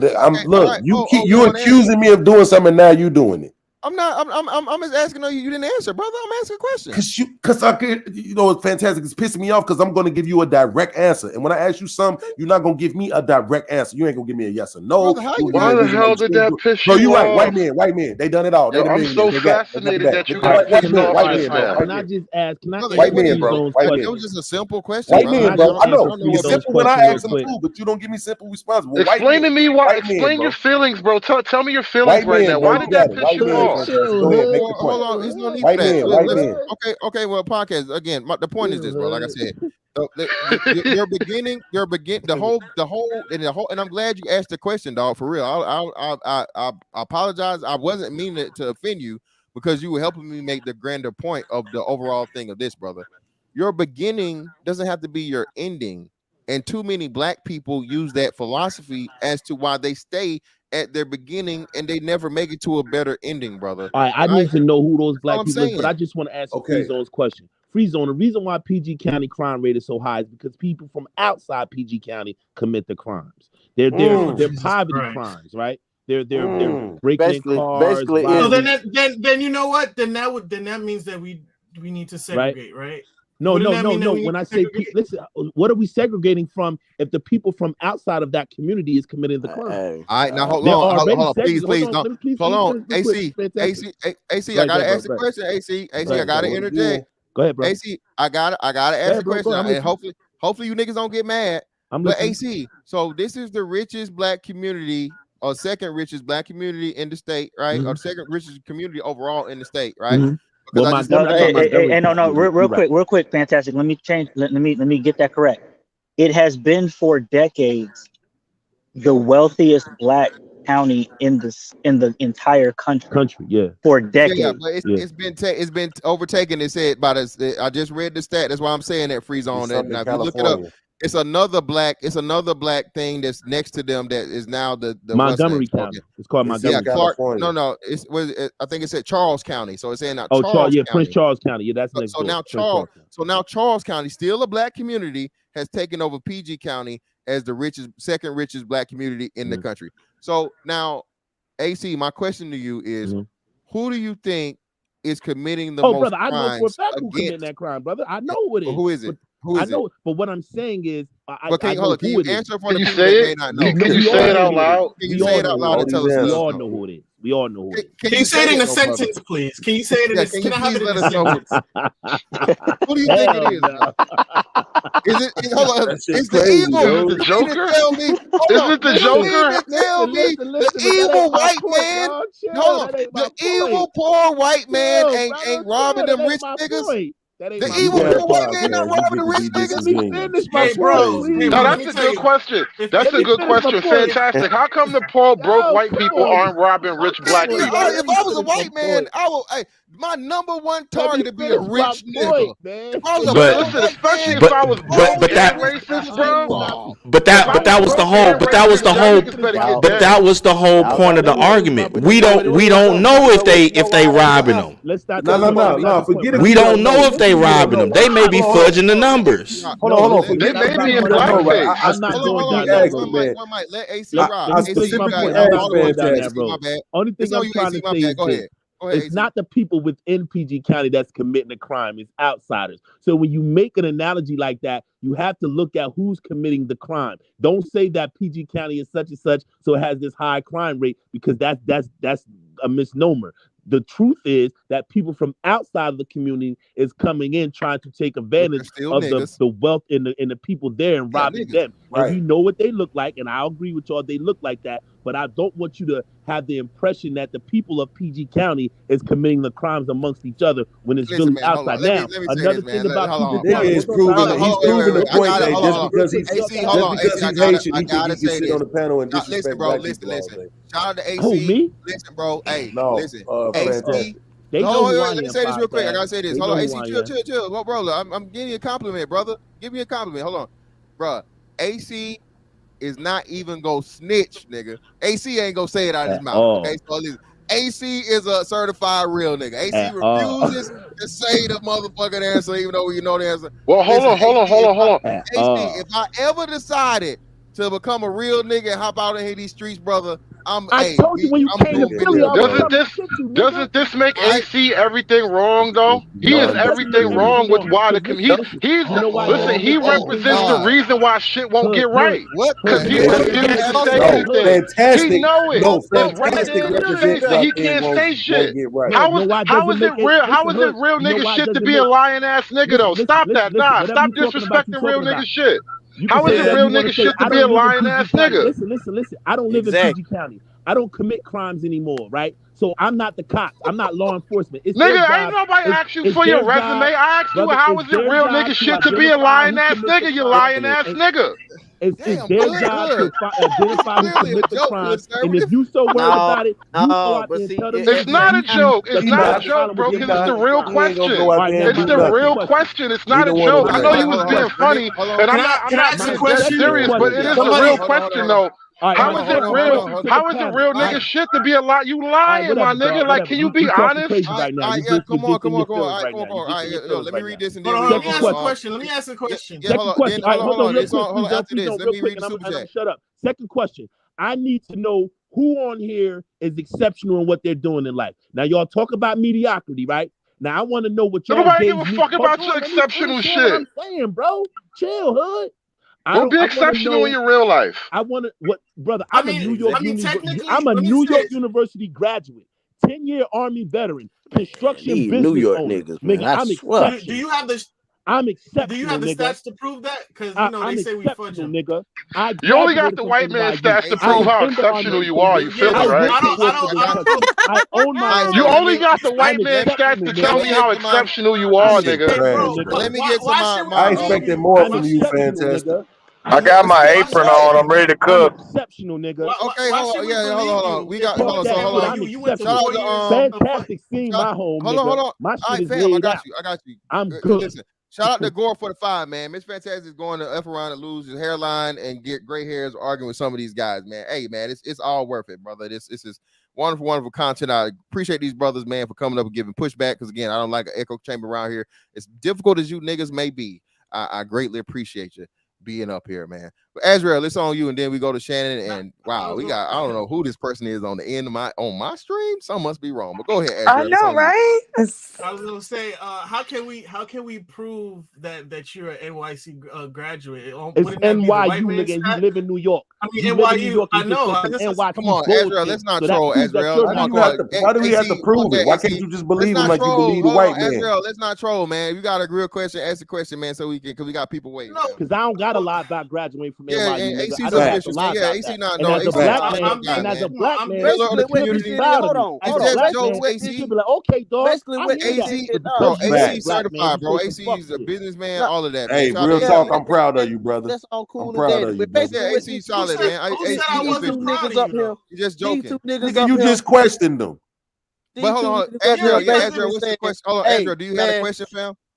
no, well, I wanted to prove anecdotal evidence. I mean, well, not anecdotal, but just based off of experience, because, I mean, prime example. Look at, and I hate to use this example, but look at John Morant, right? Prime example of somebody that's trying, that is of a Parent household. Yeah, 2-parent household, right? And to be honest with you, sometimes it's not even about the economics, it's more so the culture, right? Yeah. So for example, prime example, like prior to the 80s, before no fault divorce, and basically the expansion of welfare, like, there were 2-parent households, but there was still a level of intact culture. Now it's like you have people, is regardless of whether you could come from a background like me, that come from a poor single mother household, and then you have dudes like John Morant that are trying to portray that hood kind of archetype, right? And more or less what I'm trying to say is it's not necessarily it's not necessarily the economics, it's more or less the culture. If that makes any sense. I agree with that. And John Moran is an example of when something that will go wrong. And he's gonna rule the day that he wants to be something that he's never gonna be and he never was. Man, basically what these two Hood, motherfuckers up man, here, they basically saying, hey, no, you supposed to damn believe whatever the fuck going on, cause the white man. Hey man, stop all this damn talking, man. It's the white man fault. That's why you have a situation that you have. No one up here said that. Hey, like what they seen on Don't Be a Menace, the white man put that gun in Malik's hand. About? Like, you guys got to learn to have an intellectual conversation, and put that gun in Malik's hand. Man, come on, man. We know what's really going on. Like, all this stereotype and all this nonsense that you're saying is nonsense, bro. Brothers are speaking intellectually up here. Brothers are actually bringing statistics and bringing social data. AC, I gotta mute you, brother. Goddamn, Shannon B, it's on you. I got my apron on. It's my turn to cook. Yeah, go ahead, fam. All right, let's cook. I started rolling Martindale. It's getting old. It's definitely a culture problem. Money ain't got nothing to do with nothing. The culture of the black community. This is what happened, y'all. So y'all just know. The culture got blended together. You don't have a separation in anything. That's why black people can look at white people in a certain light. Even though you got trash ass white people, you can't even differentiate between good white people and bad white people. They're all good. But with black people, our culture got smashed in. You can't even tell college kids from hood people no more. They're all hood. And that's what's happening now. You have everybody blended together. The black community doesn't have any separation of anything. Black people don't even know what good black people are anymore. They don't know. It's like a race to the bottom now. Come on, you guys are just saying. It really is. Even if you have middle class, rich black people, they act like poor black people. You can have rich black people that act like poor black people. And so that includes all y'all on this panel too. Right, includes all of y'all because y'all show more. Includes everybody. Smart or dumb. They're all black people act the same. That's what's going on right now. No, they don't. This is the elephant in the room. This is the biggest elephant in the room with black. Like, where do you guys live? Like, where you guys bro? The people who act the hoodest, I know they don't live around niggas. I'm from Haiti. The people, the ones up here defending all this nigga shit, they don't live around niggas. I know that for a fact. Like the ones that, black people, it's not that bad. It's not that bad. They live around white people. Listen, I don't. That's what goes on. They don't live around black people. That would really be making me want to smack the shit out you. You live around white people. I know that for a fact because the way you've been defending this bull crap, you live around white people. Right, that's I know that. You want to smack niggas like you though, because you say things like defending it when ain't nobody defending nothing. You live around white people. I know that for a fact. Because if you lived around black people, you wouldn't even talk like you talk. I know you live around white people. Where do white people at in church, Shannon? Since you know so much. Where do white people at? Tell us the white neighborhood you stay in. Tell us that. I live in I got my grill on. It's time to cook. Tell us the white people, what neighborhood do you stay in? I live in your mama county, ain't no nigga. white neighborhoods. What are you talking about? You live in white. Y'all both live in the white neighborhood. I swear to God, y'all do. I live in your great grandmama county, nigga. Ain't no white neighborhoods in Trent. What are you talking about? Ain't no white neighborhoods. All right, Shannon, what else you got, fam? What You don't what got nothing. Nah, I'm through. I just wanted to cook a little bit. I greatly appreciate you coming up, bro. Can I say something though to that? Hold on, no. We have a debut, unbelievable. I don't know how this even is possible and happened. We have Sherelle on the panel. What's going on? Y'all niggas still over here yelling? What's going on, baby? What's up? Hello, how y'all doing?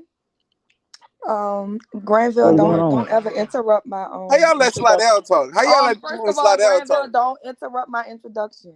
Please take the New Orleans nigga off the panel so I could be civilized. Time out, hold on. Listen. Okay, so I just think that y'all niggas is degenerate no matter how much money y'all have, to be honest. You know? And I'm gonna just say this. Because I mean, look at y'all. Y'all all screaming at each other. Y'all want to slap each other all over. Yeah, shout out to the city girls. Right? Yeah. Shout out to them. No matter how much money they are, they still able to agree, be okay with getting peed I know. on. I mean, that's black degeneracy. women. That's degeneracy at its finest. Black women, worst thing that they could do is fuck y'all, and the worst thing that y'all can do is kill everybody. I mean, black women are fucking y'all, and y'all are killing everybody. And you know, that's some retards don't make hold it on, right. Sherelle. Hold on, Sherelle. I gotta get some. What can we say? I'm like trying to get my. They're already triggered, and I didn't even say anything. But Sherelle, hold on, Sherelle. It's lit, baby. It's lit. Hold on. I gotta correct you, Sherelle. You know the number one killer of black people is who, right? Those women are doing us white favors. people. Those the number women are one doing killer of us Asians favors. is Asians. The number one killer. I like her. Those women are doing us favors. They're not shout out to more little tell us in more. the world. Yeah, shout out to Sherelle. They create thugs before they get here. Why would you want these women birthing more killers, criminals, niggas that ain't gonna take care of their kids, bitches that's just out here bad? Like, what have you seen the black community? Them not having kids is a good thing. Y'all need to shape up. Yo, I wish that some of y'all parents bust y'all on the no more kids born until y'all shape up. We need a shape up. We need everybody to take. We need a generation to take the year off. A podcast. I don't know how you can defend it. I don't even know how you get mad at me for cutting this. We need to take a generational break of having kids. No, I blame y'all Fantastic. niggas ain't raising these kids. These little bitches is 13 killing each other. I don't know what the hell. Yo, hold on, this is crazy. Niggas is so awful. Uh-oh, she cooking. She cooking. Wait, I'm talking. Niggas made the hoes mad. They don't want to have you niggas no more. They can't be saved. Let me tell None of them said anything intellectually or sound yet. I'm trying to tell y'all. They can't be saved. They haven't said anything right now, what the black people are going through right now is a zombie apocalypse. And what y'all fail to realize is you and the people around you have been bitten. And somebody should have shot y'all in your head a long time ago. But we have let y'all infected asses run around the world and just keep biting people. So it doesn't matter if you went to college and you got a degree, because you feel sorry for the nigga that's infected. And you know cooking. We're gonna play you close. She said y'all niggas the Walking Dead. So now that you ain't even you're an degenerate. Now let her cook. She cooking.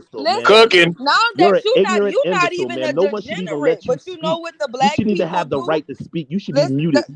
Yo, how you gonna argue with a whole black queen like this though, my nigga? You out of line. When the black let her talk. She can speak. When the black man, self-hating coon from when New the black Orleans man, who needs to be lost in a bottom of gumbo. Talk your shit, Sherelle.